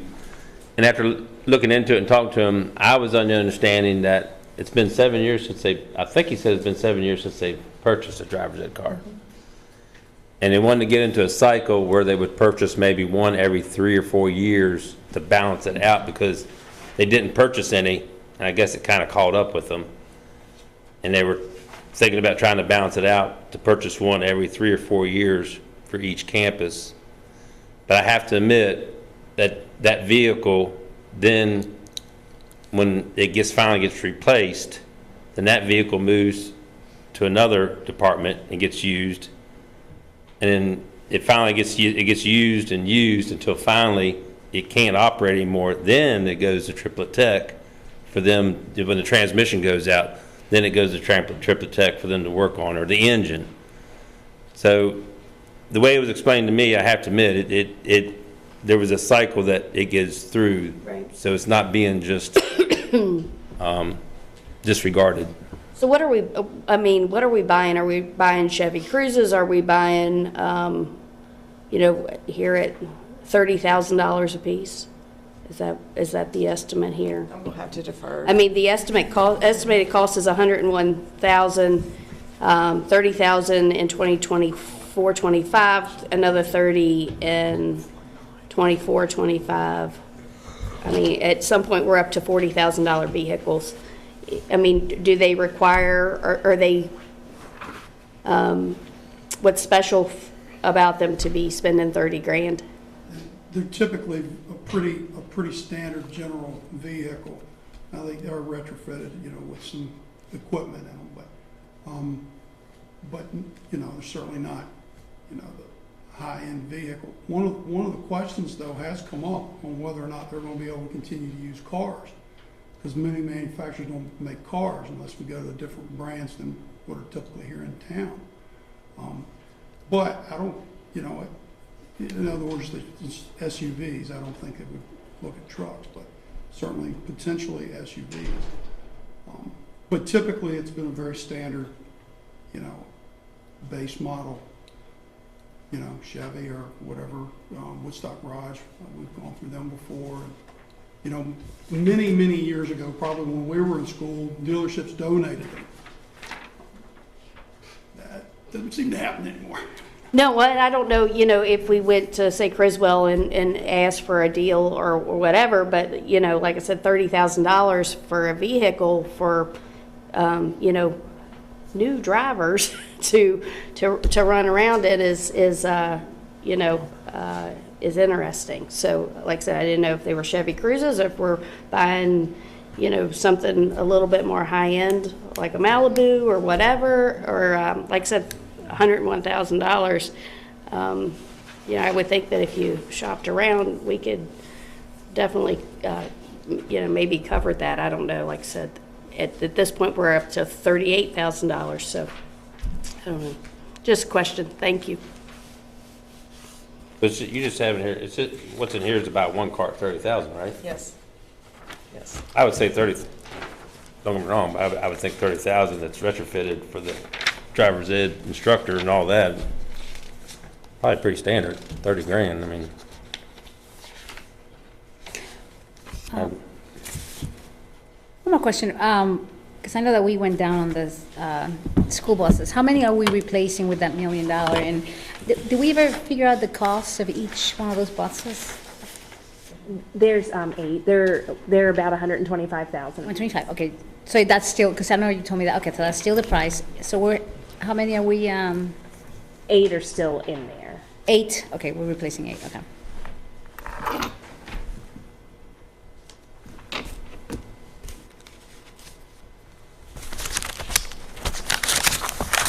I don't see anything in here about playground equipment.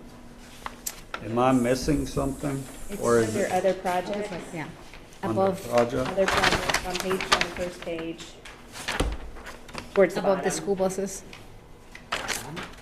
And in our finance, 25. in our finance meeting, Gloria and I and the others kind of came to the conclusion that would be one of our top priorities, up there with the handicap, where did that go? Handicap ramp and the Some safety playground. stuff, yeah. Safe, yeah. Yeah, safety Stuff that, Yeah, I wanted to see something on that with Ms. Tusing and her students reaching out to us. They put forth a very compelling argument about the drastic difference that we don't think about. Being on the northern end, we've got a lot of businesses that are willing to contribute down on the southern end, there's not such a great number of businesses that it can contribute to playground equipment and stuff for the schools. Yep, so sitting at each of your chairs, there's a packet of information with a letter from Ms. Tusing and some opinion writing from her students. So when you have an opportunity, you know, take an opportunity to read through those, so. But I just wanted to kind of underline what Mr. Gutschall was saying, that when we had our meeting, we kind of said, at least that was kind of our agreement, that anything that has to do with safety and, you know, areas of their schools that need to be, repaired, at least we believe should be a priority. Yep, and we receive money from a trust, it's a Starnes Trust, that actually may help with playground equipment for our students with disabilities. So not a lot every year, but, you know, maybe 10 or 15, 20,000 every year to go towards. And 10 to 20,000 doesn't go very far when you're talking about playground equipment. It's a slide. Yeah. One slide. Yeah. One swing.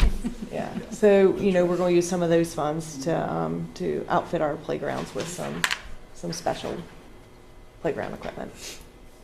So we try to find funds where they're available to help supplement.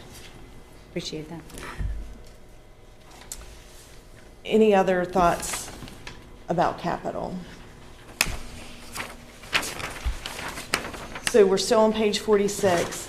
The next item is inflationary cost increase, $326,000. We have not increased for inflation for 2 years, 3 years. And you'll notice that transportation fuel is on there. Maintenance, the cost of parts is going up, the cost of custodial supplies have increased. You'll notice annual software costs have increased, and then mandatory valuations and audit requirements, that's something that we're not able to negotiate. So that's $326,000. The next item is the cost of living adjustment, the COLA, 3.5%.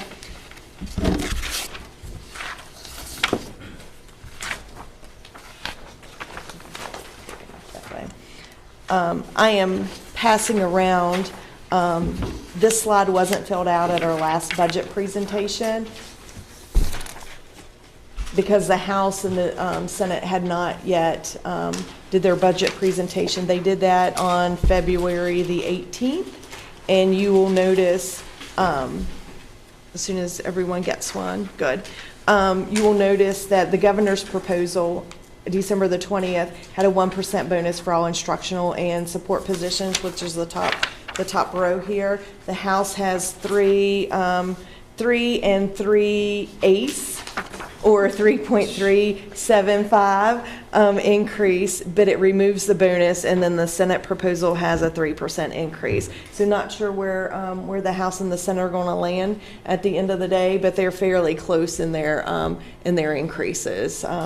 So just wanted to share that. I have proposed a 3.5% increase. And let's just address it now, the whole step deal, so we can, yeah. Yeah, no, I haven't proposed a step increase Okay. at all, just a Right. 3.5% COLA. I just want that to be out there so we know Yep. straightforward moving forward, because we No, don't have to go and- through all that again. Yeah, Is this 3.5% countywide, including school board office staff? and let's see, hold on. 3.5%, and so my number was somewhat taken from the Social Security increase, which is about 3.2% this year, so for calendar year. So How much? 3.2%, and last year was 8.4%. For Social Security. Yeah. No, And then, go ahead. because Kyle brought it up, the step increase. From what I understand from talking to teachers and staff, the step increase is more important than this number here. Yeah, so that's maybe a myth. Our salary scales are a percentage between each step. So, teachers are 1.1%. So yes, it's a 0.1% more than a percentage. But some salary scales actually go to year 10 and then there's like a $5,000 bump. Ours does not do that. It's a percentage between each of the scales. And I can tell you, a teacher, it's 1.1%, a nurse, it's 1.1%, a bus driver is 1.0%, an administrator's 0.9, 0.8, or 0.7%. So it just varies with the different salary scales. So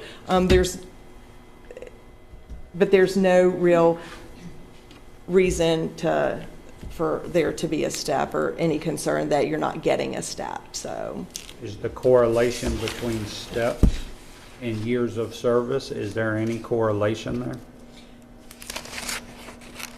Meaning if a teacher were to leave Shenandoah County, and let's say they've got 15 years with Shenandoah County, but they were only on step 12, when they go to another district.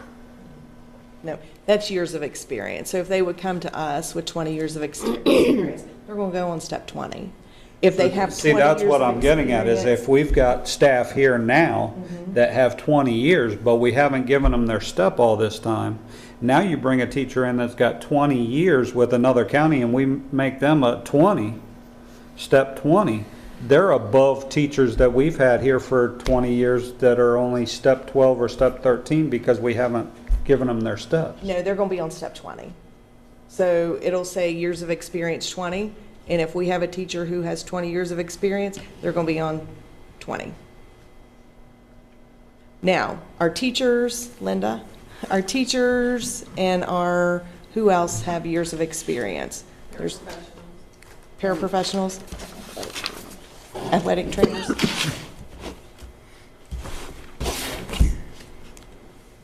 But like what you just said, let's say we don't do the step this year. Now, next year, that teacher that has 20 years with the county, they're still at a step 20.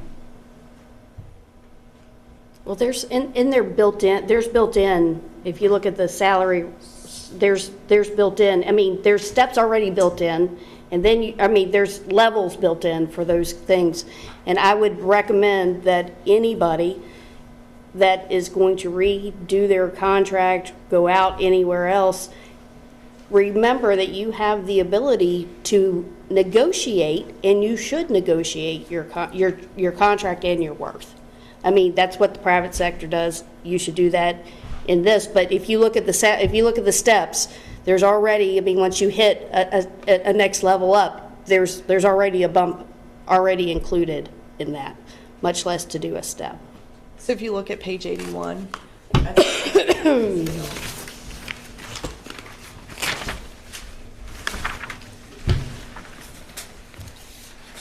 and I'm just going to pick one. So, and I hope the calculations are right. Years of experience, 11. So that is $57,110. So next year you would move to years of experience 12 at $59,759. That should be a 3.5% pay increase. So if you're at an 11 this year and we don't give a step Year increase, 12 next year. you're still at 12, because I thought that was a step. Now, the step is additional. Is step additional? Yeah. Well, she would know. I didn't hear what you said. To me, if you're an 11, I thought it was kind of like the government scale. If you're an 11 and we raise the 11 from 57,110 to 59,108, that means you're getting a $2,000 raise, but you haven't moved to the 12. That's a step. Am I right? I only heard part of your conversation, so. Kyle said that you're going to get a step based on years of experience.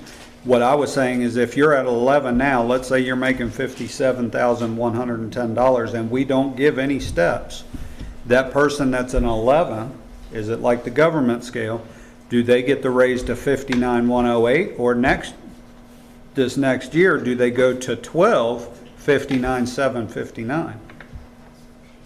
So you kind of have to, because we aren't, you have to kind of look at the current salaries. So current step 0 makes 51,191. If you take 51,191 Yep. and you multiply that by the 3.5% proposed, hold on, and your calculator works right, you get 52,982. So if you look at the 24-25 proposed scale, they're at step 1 now for their years of experience. So they went from 0 years of experience to 1 year of experience. So they got their year of experience and they got the 3.5% increase. But what I'm saying is, we were talking about a year 11 this year. Okay, so a year 11 this year is making 57,738.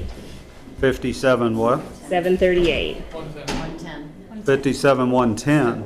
Oh, step 11, I'm sorry. So that's what I'm getting at is, let's say you're making 57, 110 right now. Step 10 last in the current year. That's So you get your contract for next year. Yep. You get your contract for next year. Is your offer 59,108 or is your offer 59,759?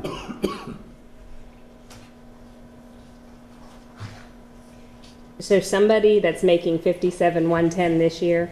That's what I'm saying. You have to look at the Right, if they're making 57,110 this year and they get their contract for next year. Yes. Are they offered 59,108 or are they offered 59,759? Well, next year they move to Next year 12, will be- right? So it'd be 59. No, because 759. next year 12 is 50. I want a definition on a step because that's what the teachers talk about. That's what the step Exactly, talks about. and I get that. The problem is that we have to have a step 0, and in order to give them their years of experience, we have to take. I wish we probably needed to. Put But I mean, to me, if you're at 11 and you're making 57,110 this year, your next contract should then move you to 59,759 if we approve this budget, because now you're at 12 years of experience. And that's where this becomes a little bit misleading to them. Currently, somebody that is on step 10, No, step 11, I'm sorry, but Yeah. currently somebody that's on step 11 is, and you're saying step 11 here, 57,110.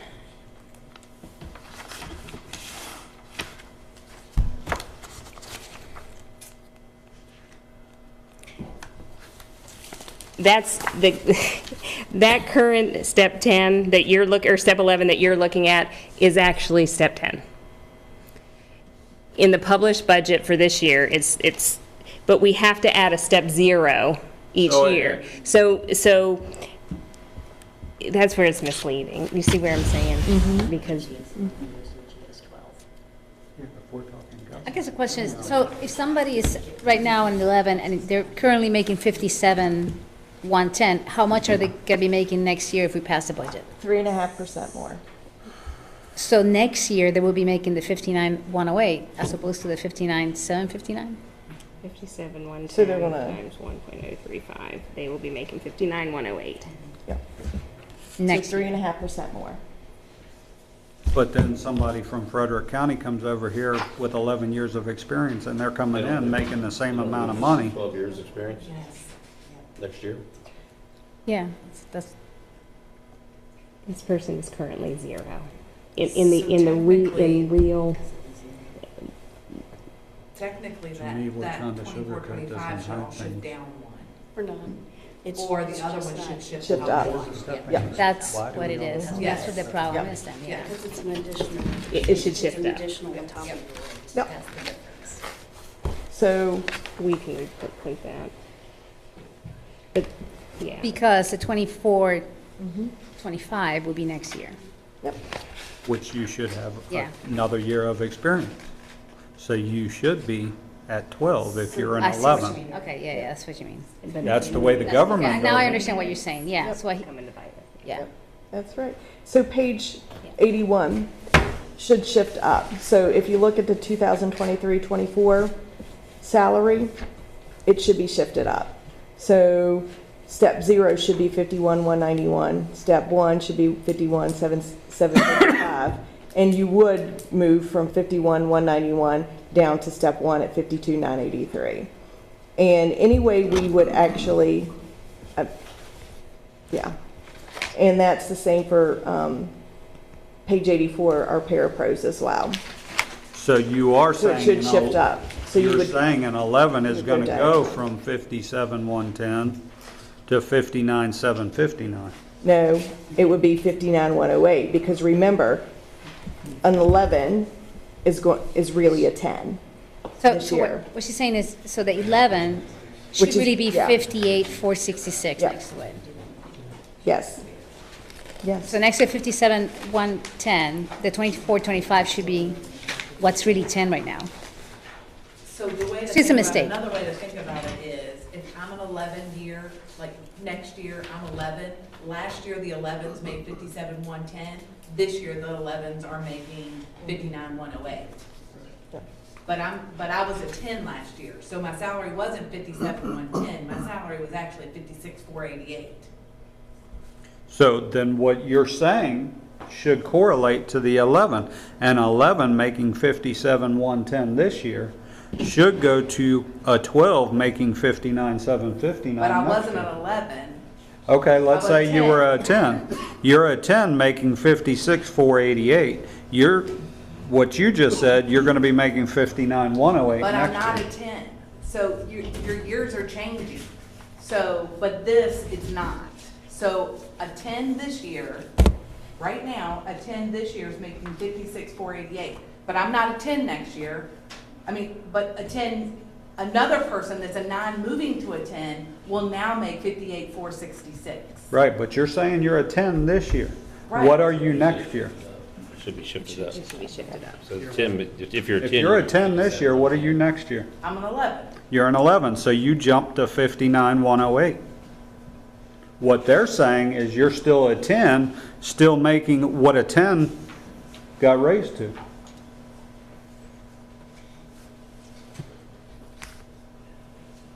Yeah, I No. mean, what you're saying is, this is a mistake, right? Yeah. This is a mistake, this is wrong. Yeah, remember, you So, yeah. got, this has to be shifted up. So then, just to make sure, so the 11 next year would be making the 59,108. Yes. Because that shows right now under, And that's both Each is page 81 and 84.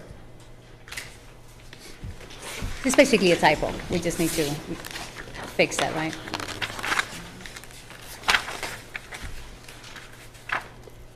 Is there a difference between years of service and a step? I'm just What I'm curious. saying was, Is there a difference between years of service and a step? So a step, yes. A step is, you actually aren't necessarily on your years of service. So a C doesn't always mean 3 years of experience. Or a E doesn't mean 5 years of experience. where are these letters coming from? So if you look at page 83 or page 85, you'll see the letters, so, And yeah. they're all different. And this gives an opportunity,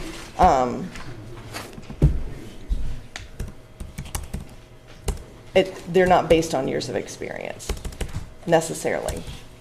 There's a scale for where you fall into Cs, Ds, Yeah. you know, and. A certain range, yeah. Certain range, yeah, your grades of service. What is that? Is that because you can negotiate something different, or? Yes, or we can look at outside experience as well, so, and give you credit service for that, so. And how about additional education, you know, the masters and all that? That falls into the steps? Okay. whereas teachers and parapros are really about years of experience. Athletic directors. But when you come from a Trainers. county that's paying more money across the board to here, that makes a difference as well. I mean, we can't compete with 12 years of experience in Loudoun County with that pay scale and 12 years of experience here in Shenandoah County. Right. It's something we'll never catch up to. That's correct. So if Angie if we're both teachers, and she's coming from Frederick County, has 20 years of experience, and I've been in Shenandoah County for the last 20 years, we're going to make the same amount of money. Correct. Unless I have a master's degree and she has a doctoral degree or whatever, then I'll make a little less than she does because she'll get the stipend for the master's degree and the doctoral degree.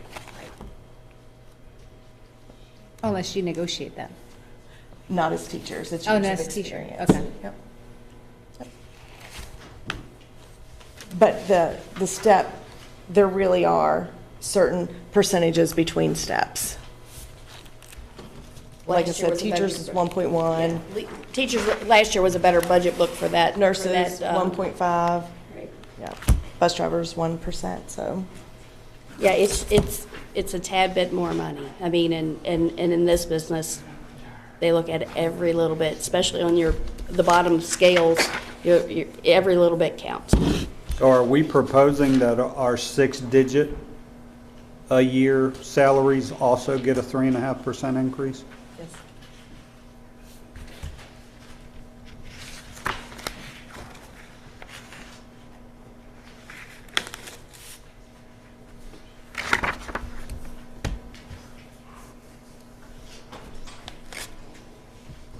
We're going to hear a flack on that. So, moving on down to health insurance. We, at page 46, at the bottom, $1 million for health insurance. We sent the proposal, we sent out a proposal. We received 4 proposals, one from Aetna, one from United, one from Centura, which was formerly Optima, and then one from Anthem. And we are currently in negotiations with Anthem to determine what our cost for next year's health insurance is going to be. Mr. Street has been invited to our, because he's a health insurance person, he has been invited to our health insurance meeting on March the 11th. It's a Monday with our teacher committee. So I think our teachers will be very excited if we do negotiate with Anthem, because they were very happy with Anthem whenever we were with them before. Not sure what the final negotiation's going to be, but if our rate comes in at less than 12%, then I would recommend that we take some of that money and continue to work on our employee plus children and employee plus family to get those numbers down. We know there's going to be an increase. We're just not sure what that percentage is going to be. Is that fair? No, but anyways. I've never understood the massive difference in these three. Is it, I mean, I know that for 2 years, we had incredible claims, and we're paying for that. I mean, we're paying for that. And we could talk about long-term health of our teachers and staff. But still, these amounts are really staggeringly different. I mean, is part of it really that the other divisions are putting in less claims, or? Some, yes. Some have less claims. Like our top claim was $600,000, right at $600,000. We have 16 claims over 100,000. So, you know, that's, and we're paying, Linda, help me, for every dollar we pay Aetna, they're paying out $1.09.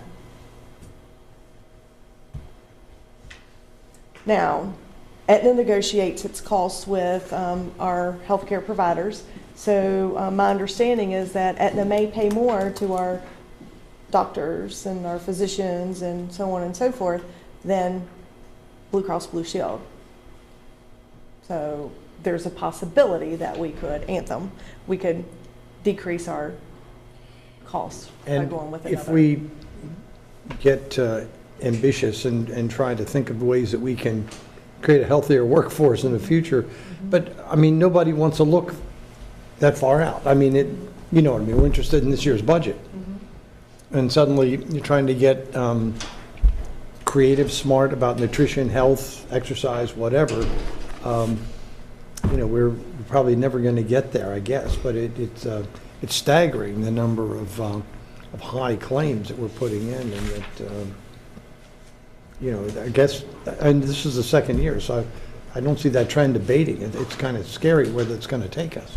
Well, how long has this been? Probably 10 years? It's had to have been to get this bad. I mean, and it would take 10 more years to try to get it in the right direction. So that's one thing. I mean, it's been developing, getting worse and worse, so. Well, better start tomorrow. So Rockingham. We started 2 years ago. I think I presented that Rockingham has a wellness benefit, and that's to get your annual physical. So, you know, I know one of the companies that bid actually said, hey, we'll give you $25,000 for some type of incentive. So maybe it's the annual physical, maybe it's health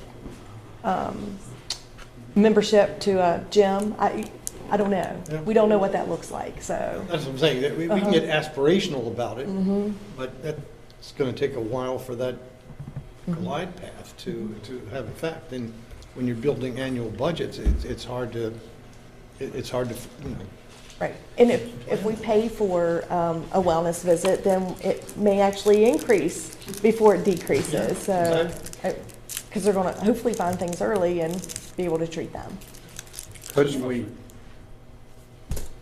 lower the cost, maybe get better coverage if we teamed up with the sheriff's department, the public utilities for Shenandoah County? Do you want to answer that? That would only We're looking into that.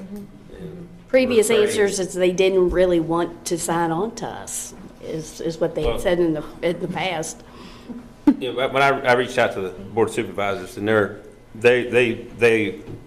for exploring that. So yes, they are exploring that, and the bottom line is they're exploring that and see if we combine with the county, will it help?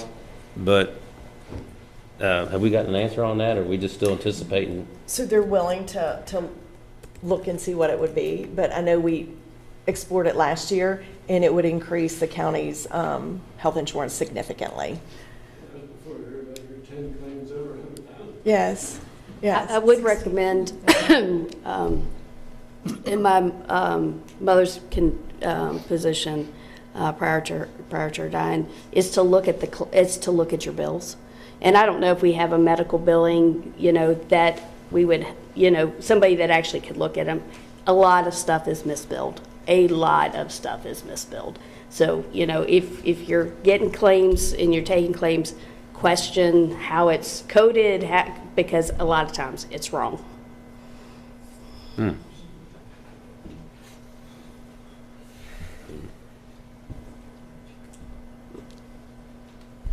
Anything else with health insurance? So on page 48, you'll notice the total cost of the priorities, but that's not the total cost of our ask. So, you know, just don't confuse those. There's numbers in here that don't necessarily match with anything, because as Ms. Carlinio pointed out earlier, we're getting some state funds for our our reading specialist, or we're getting federal funds for something. So, so that's our total increases. And then on page 49, you will notice that we anticipate an increase of almost $3 million. And for our local funding, we're asking for, my proposal is that we ask for $3.5 million.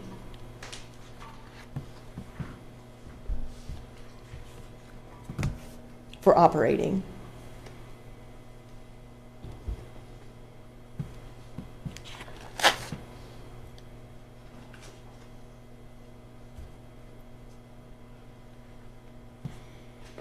Page 51, you will see special budget Fund 2.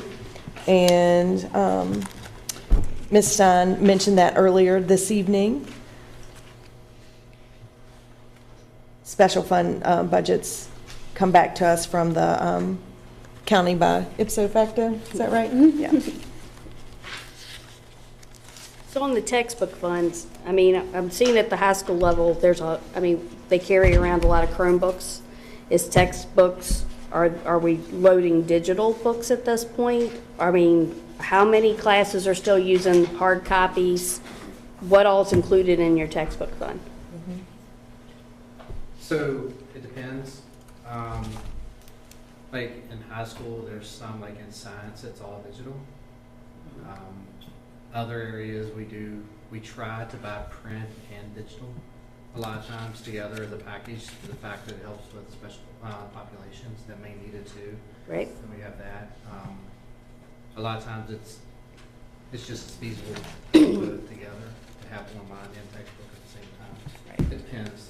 So What we're looking at. with the digital version, a lot of times those are access codes that are used one time. Are we having to repurchase those every year? So typically when we do textbooks, we do a cycle, usually how the state used to run the standards in a cycle and then redo them. We would buy in a cycle, so we'd buy like a 6-year license. Okay. And we'd have a 6-year license for it. Does that make sense? It does. It does. And then some at the high school, you'll purchase half of what you need because they recycle into the second semester. So you may purchase 120 licenses that are used during the first semester. Those licenses are then using it during the second semester. The second half of it. Does this include Or second quarter. the second quarter? Or does this include any of our, I think I asked about it last year, online things. I mean, we got rid of iReady last year, or iExcel. Those licenses, does this include those as well? No. This year, Okay. that's in instructional funds. Instructional fund. If we would have something like that. Thank you.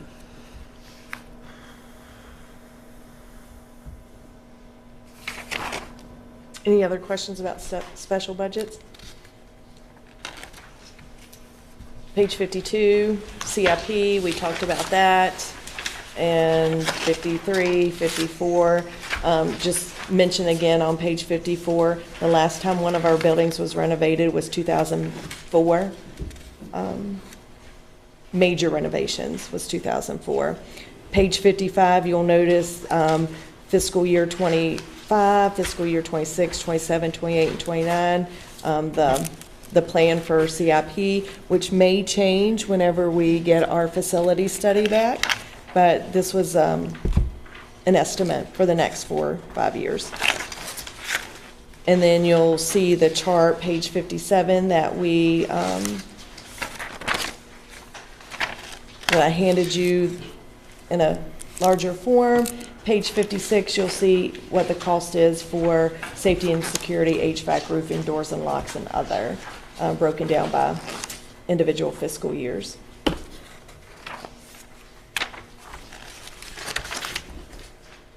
Page 59, you'll notice our food service fund, which is self-funded. So what they make, they use for operational expenses.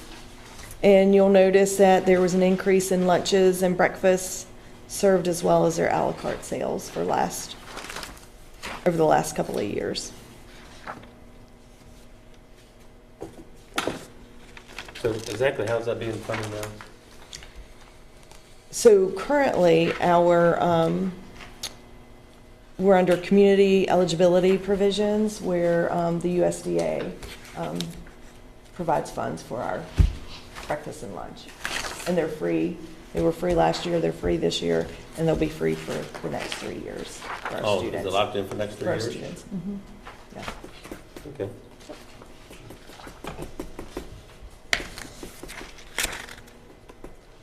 Questions about food service? And then technology, county technology funds. We share our technology with the county, the local government. So there was a small increase of about $2,600 in technology funds. And then on page 61, you'll notice combined operating budget, capital, special budgets, food service, and county technology funds.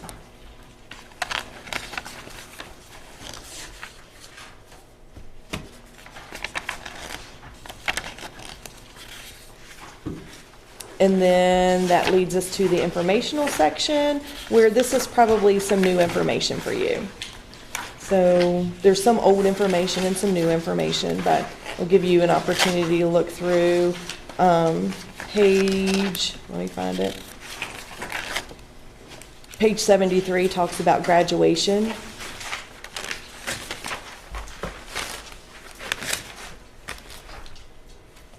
And page 74 compares us with those counties around us.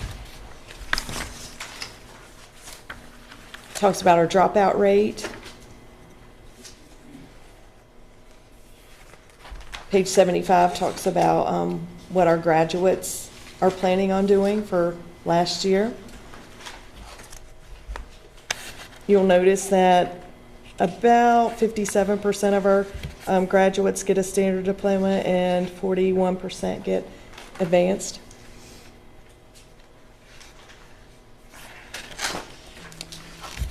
On page 76, you'll see the first, you'll see last year's internships, job shadowing, externships, and then you'll see the first semester. At the end of this year, the numbers will look the same or even higher than last year. You'll notice our college acceptance rates on page 77.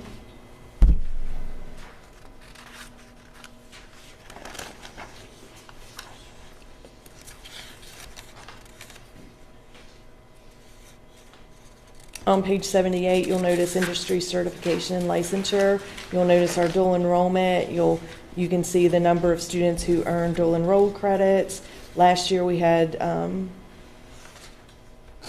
14 students graduate with an associate's degree, so they receive their associate's degree before they receive their high school diploma.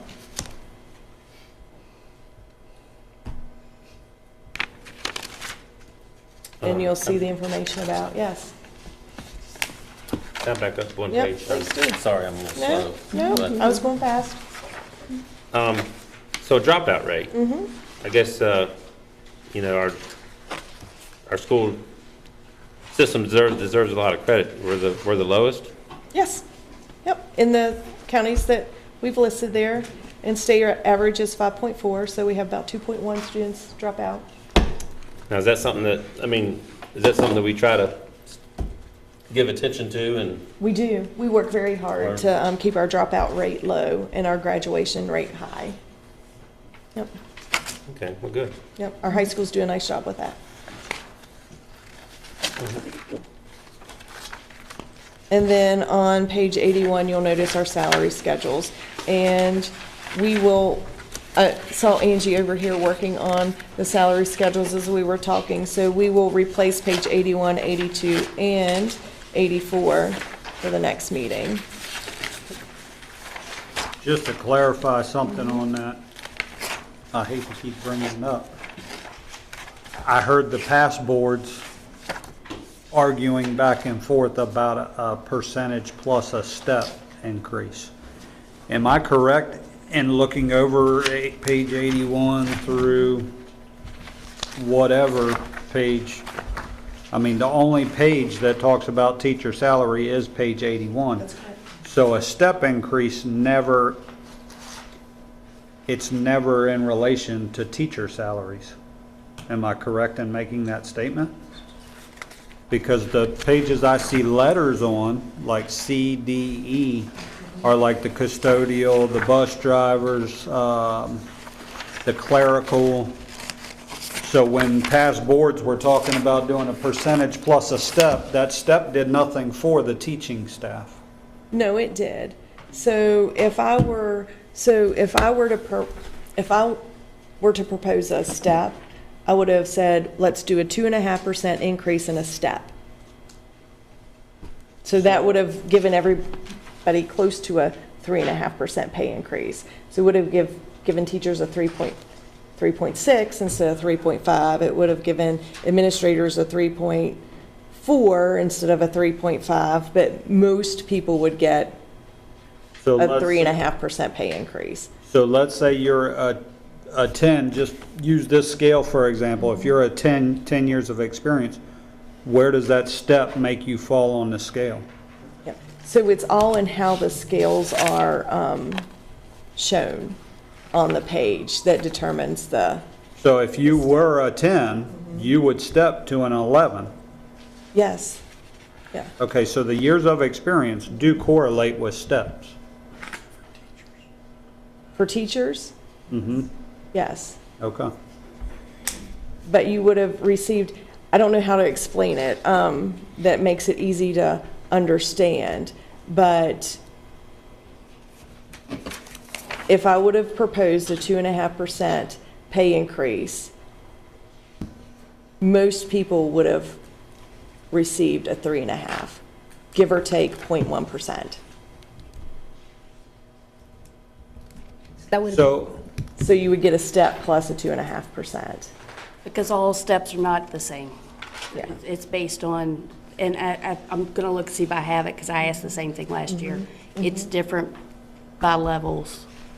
Yeah, it's not flat across the board. The money that you're getting is not flat across the board. Or it would be 2.5 based on the salary you're making, and then you step it up.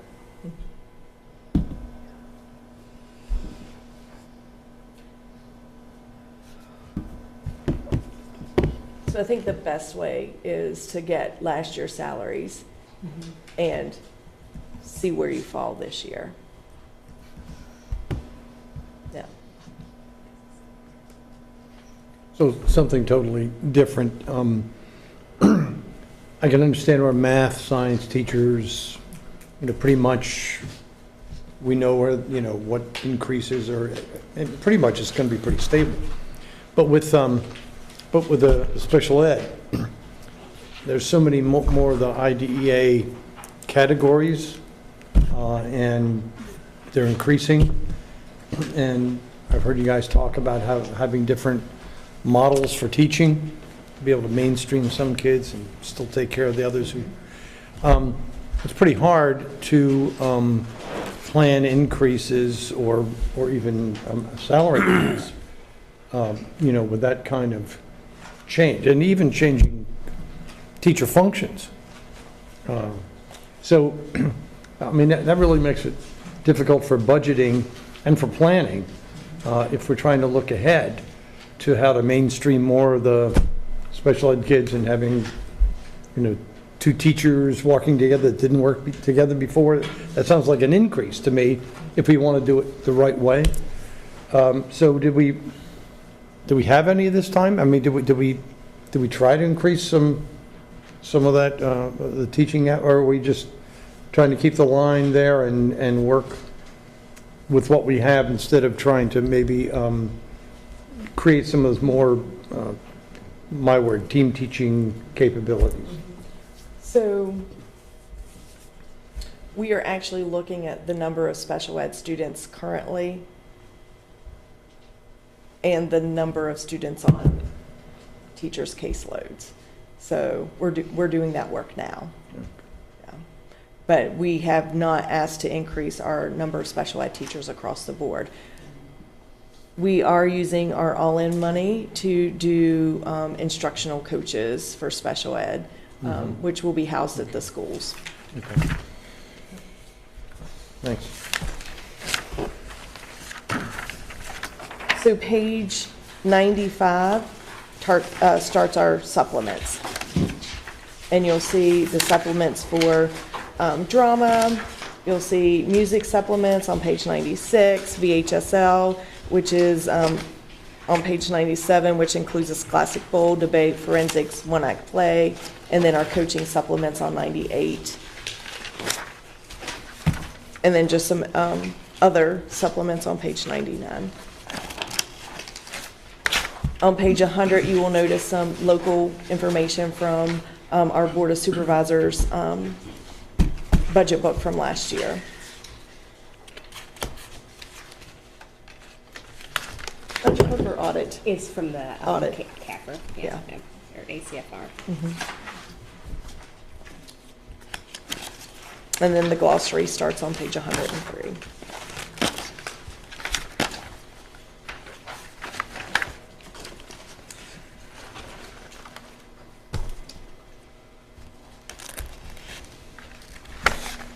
Questions?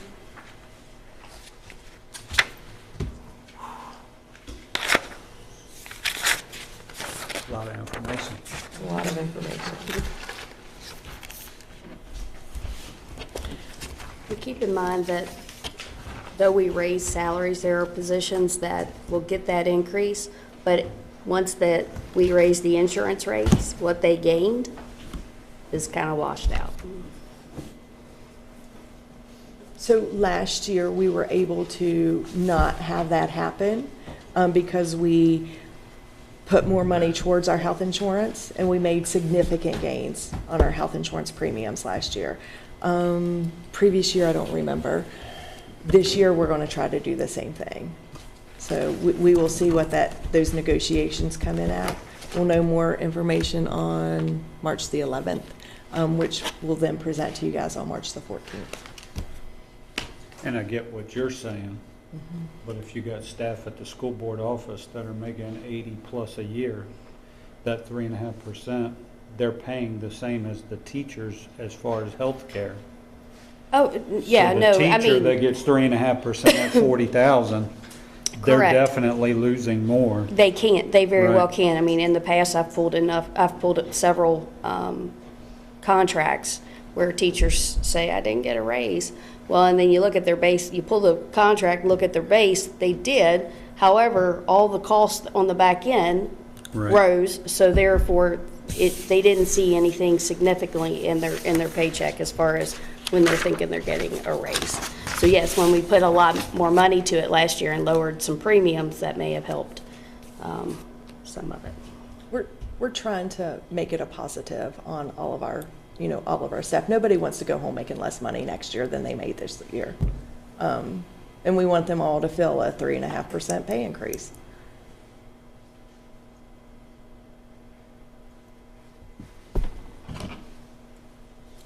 That'd be good. Yes. Agreed. That's my recommendation. It's good. It just puts us in a tough spot because, of course, we have to answer to the taxpayers, That's correct. and those are the ones we hear from. And trust me, I know we all want to go home and everything, but, we've had this same issue as well.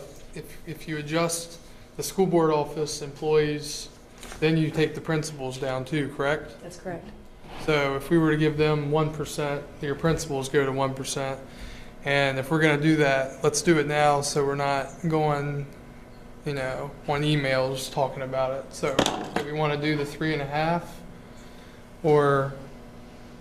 are you making that proposal? No, I'm fine with 3. I mean, if we want to do that, then that's fine. But I just don't want to have to, go through email for 3 weeks. So I don't have it with me, but we have I have a document of the highest paid people in Shenandoah County, and of course I'm one of them. But we have a teacher, a 12-month teacher, that's right in the middle of our principals, making a 6-figure salary. And Are we talking about a teacher that's been here for 25, 30 Probably years? more than that. But we have principals who've been here for 25 and 30 years as well.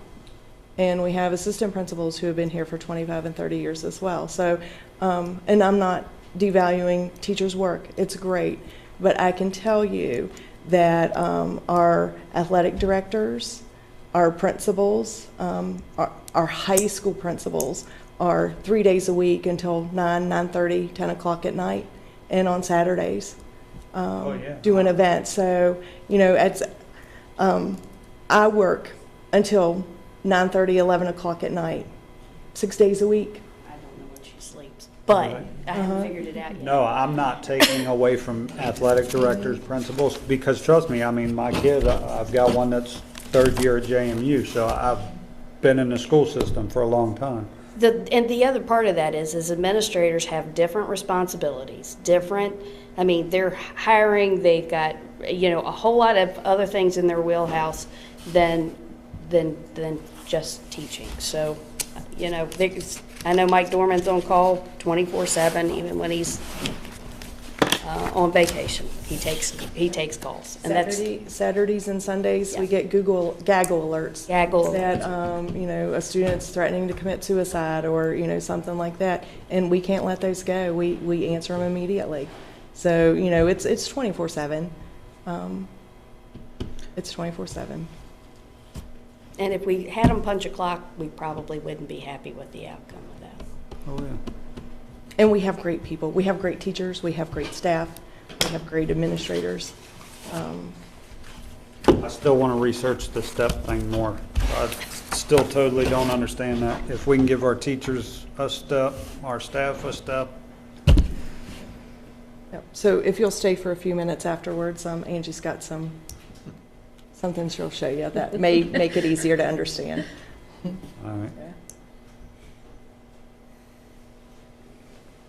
All right. Thanks for going through all that, and the iterations of these help. I was able to get hold of Steve Arrington tonight. He said he'd be here next Thursday or Friday, so if you want to try to get him to help us kind of dissect, analyze the budget. So we'll see, but he'll be back in touch. How much is that? How much is he charging to come here for that? He doesn't want to be charged, so I think, but he wanted us to give something to charity, and that's harder to do than to pay him. So my guess is we should probably pick a low ball figure and give him a stipend and let him give it to his charity. But anyway, he'll be back in touch with us over the next several days. Okay, before we wrap it up, there's a discussion topic on the table as to whether the gender identity policy is, as it stands now, it will be voted on 14 March. There are still some outstanding pieces we're waiting to come in from a few folks, but Mrs. Rutz made a suggestion earlier that we extend the time until it's voted on. Do you still feel that way, and are you ready to make a motion? Yeah, I actually am going to stay with it. I mean, when I said that this was a lot of information, now you know what I mean. And, you know, every year I have gone back and I'll request it again this coming year, is that this budget book, and I know it's a lot of work, but to have public meetings without solid numbers and to have us sit here, you know, and we split our time tonight, and we had questions. We're here late.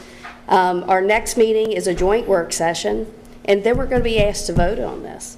I mean, we are literally pushing $100 million or so in two meetings.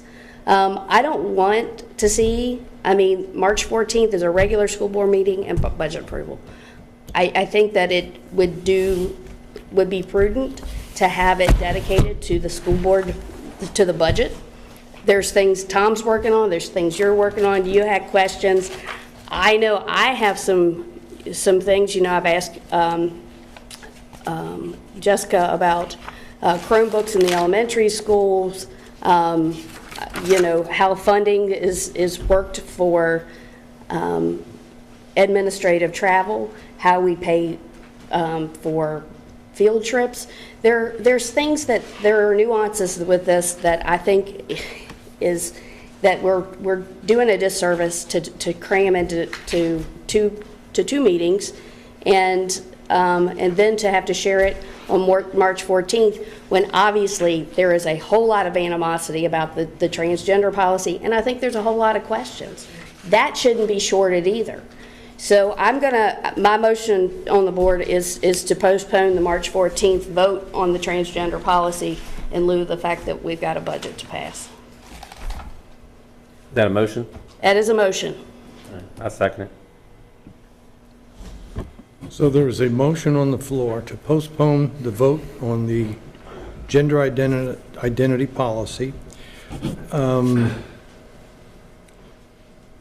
You have not given us a date, so as the motion stands, it's open-ended. So we have a motion and a second. Now we're ready for discussion. Yeah, can I? Go ahead. Yes, as far as just my opinion, I agree with Mrs. Rutz. And I'm not kicking the can down the road. We'll give us attention as soon as we can. But I do feel obligated to focus on the budget, because that is a time, that is, like she said, that's a time limit, and there's some things that I still want to look at. And I just feel obligated to the taxpayers, I feel obligated to the Board of Supervisors, that we do our best to, we do our best to look at the wants or look at the needs, but I just feel obligated to those two, that we do our best to concentrate on the budget, get this out of the way, the timeline, and then focus on because when it comes to the policies, the transgender policies, I do want to feel comfortable looking at all the aspects of that, not just the transgender person, but also the other students, whether the females, the males, the faculty. So I do want to be a little bit more cautious about that. So anyway, that's all I have to say. Well, obviously, I disagree with this. I think we are kicking it down the road. We've already met 5 times and talked about this, including today. I remember a time when we were all, or some people were complaining about the fact that we weren't moving on a library policy just because there was one, the argument was raised that was one book that wasn't in the shelves, and that was important, and we needed to go ahead and move in with that. And pass that policy, and there were people saying, oh no, we need to just, let's read it better, let's just talk about it next meeting. And I remember that being the subject of a lot of discussion, that was being kicked down the road by some of the members of this previous school board. In this case, we're not just talking about pornography or violence in books, we're talking about people's lives being affected. Children, girls' lives being affected, children that have gender identity questions being affected, and we're talking about the potential of staff being affected and being retaliated against. From our discussion with council, and even what we've been talking about today, the only area that I thought still needed further clarification from council was with regards to the Title IX protections in the athletics. He never raised anything about the school board approval that was not subject to any kind of dispute. With regards to the retaliation, he did agree that we needed to have language that protected our staff and teachers. So that was not a source of any kind of problem. It was just athletics, and we can actually talk about that. He's actually going to go ahead and do some more research, because it was obvious that he needed to do a little bit more research on that. As it stands right now, that is pretty much the only area that we need to kind of hash out, and just doing it March 14th after all the work. We've been talking about this for 4 months now. I don't think that would take too much time. So I disagree that we should be kicking this down the road even further, especially when we know we're still going to be talking about the budget for the next couple of months. And this is something that we can do. Some of you guys already have experience with the budget, so you kind of already know what you're looking at. The rest of us have been working pretty diligently to get better ideas, and I'm hoping we'll have more finance committee meetings so we can talk about this a little bit more. So I don't see any reason why we can't do both.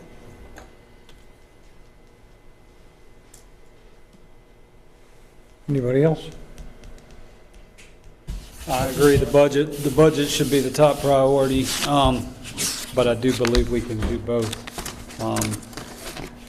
I keep replaying in my mind when this policy was introduced with the resolution.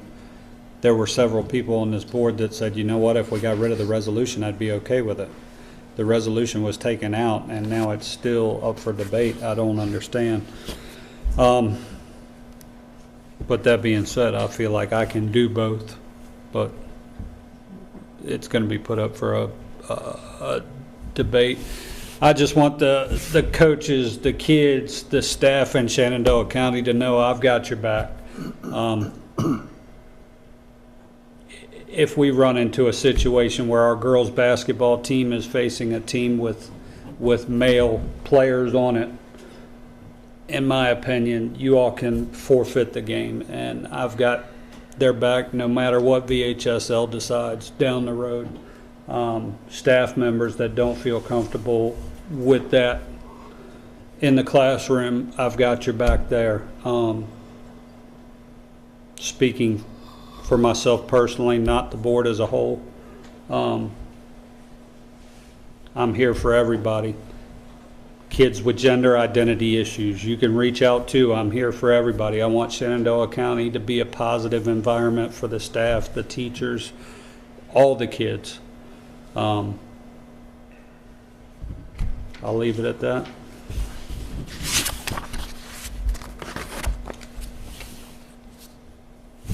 I mean, You don't have to. you know, I'm not overly passionate about this like some people in here, and that's fine. I mean, you know, I just don't get passionate about this for some reason. But you know, what I will say is we are not going to make it 2 years at this rate if we keep going like this. The way people are talking to each other, treating each other, you know, that just the last couple weeks has absolutely just, I mean, it drives me nuts because, you know, you've got 6 people that get elected that are very similar, like-minded individuals. Not exactly the same. I mean, we don't want to be exactly the same. You've got 6 people that are very similar, and yet there's more back and forth than it was the last time where you had 3-3. And that is just, to me, it's mind-boggling.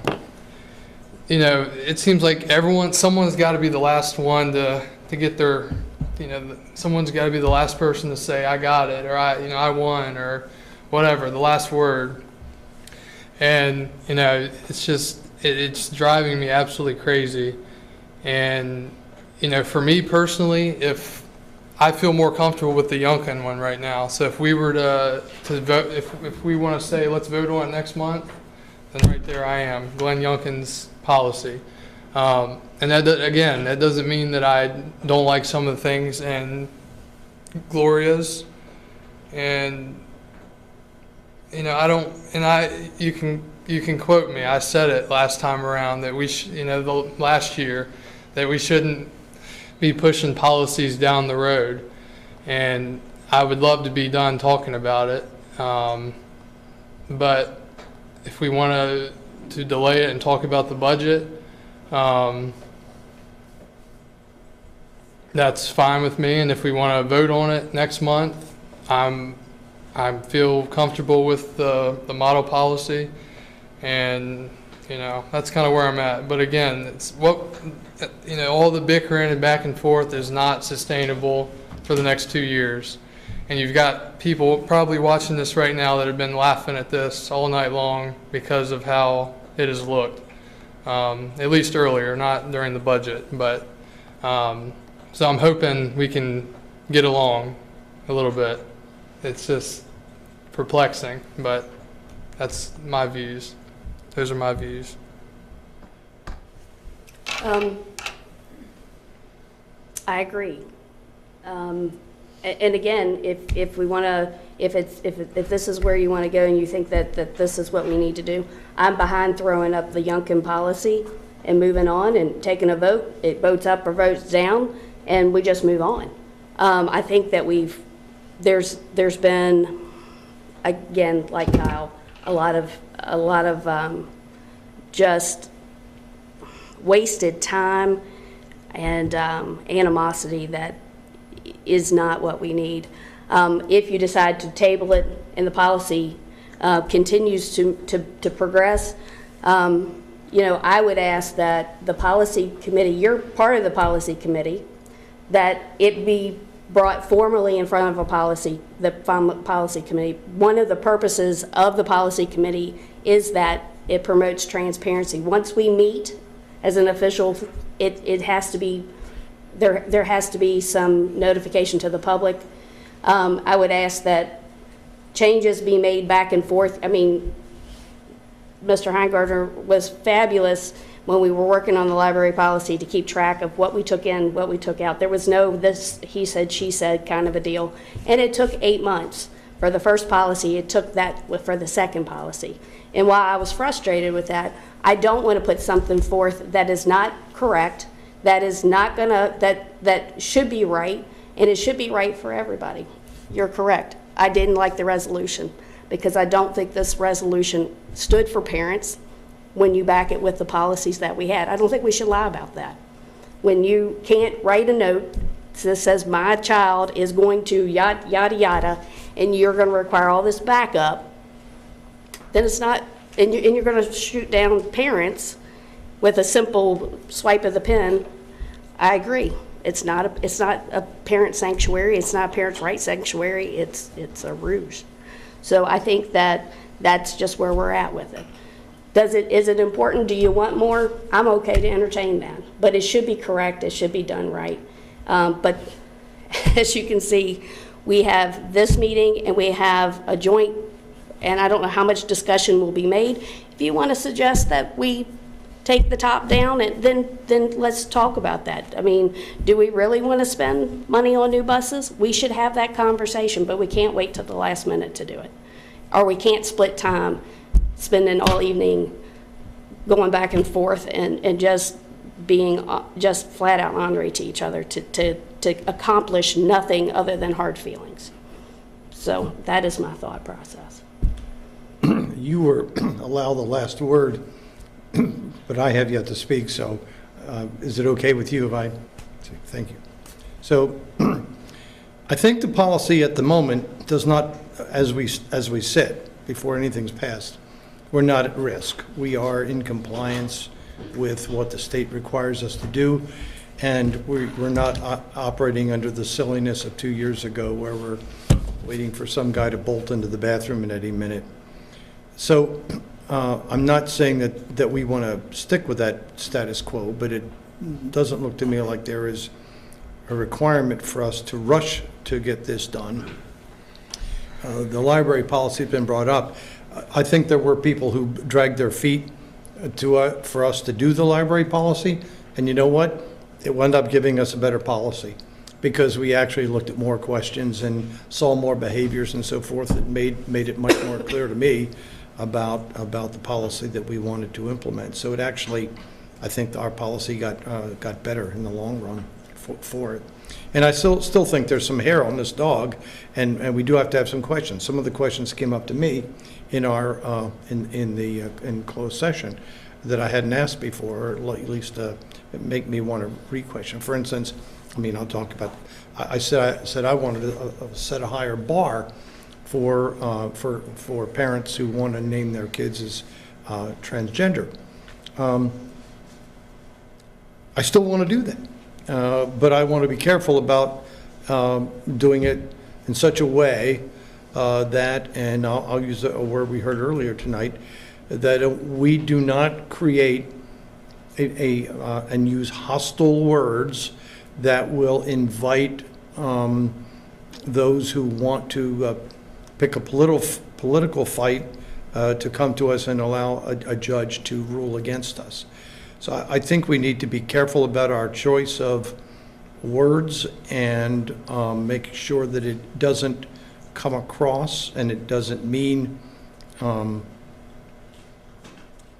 it doesn't bespeak a political agenda, but it bespeaks an interest in education and making sure that we get rid of the distractors that we have in schools that are driving not just teachers away, but driving students from participating in class or even talking because they don't know what to say and what's allowable and what isn't allowable and what they're going to be jumped for. And I think we've reached that situation. I'm not talking about our county. I'm talking about this country of which we're a part. So I would like to use a little bit more time to scratch some more of this and take a look at it and I'm not making the case that this ombudsman from Bedford who's going to come up here is going to open new vistas of understanding for our budget, but it would be good to have somebody come here and kind of walk us through a real analytical look at this thing that, you know, we need some expertise and some help. And I want to commend the superintendent for being willing to do that. There are a lot of superintendents in the state that would not have allowed that. And I think that tells us a lot about the openness and the ability of this system to take a look at these. Anyway, I'm saying I don't think we lose a lot by getting a little bit more information on the gender identity policy. But I am questioning some of, maybe even my hard stance on that high bar, and I want to rethink, or at least think about it a little bit more. So that's all I have to say. So I've heard no amendment. Motion on the board. We got a motion, correct? We do have a motion on the floor, and I'll call for the question unless anybody has anything further to say. So the motion is merely to postpone the vote on the gender identity policy to some future time when this board decides. Correct. Is that the basis of it? Yep. All right. And I think we, even though it's a work session, I think we should poll the school board members. So, Cheryl, if you're ready. Mr. Street? Yes. Ms. Carlinio? No. Mr. Gutschall? Yes. Ms. Roots? Yes. Mr. Rickard? No. And Mr. Barlow? Yes.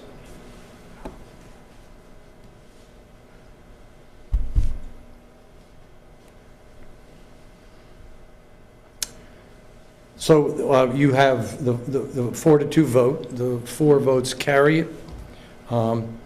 We will, during the next sessions, we have other agenda items such as school board norms that are up for discussion. So it's not like we lack things that we'll need to be talking about. But I think at each of those meetings, we need to be including where we are on this issue and incorporating more information and data into this body of work that we've done thus far. So without leaving it behind, Right. or just having a pause, I hope that what we do is gather more information that's germane as we consider when we have the final vote.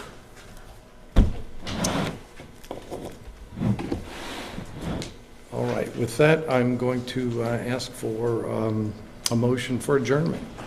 Move to adjourn. A second. All in favor, say aye. Aye. Meeting is adjourned at 10:18.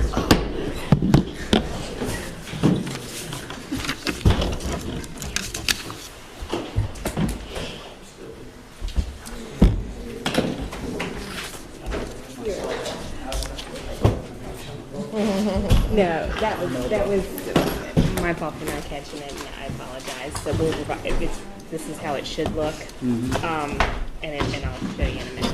But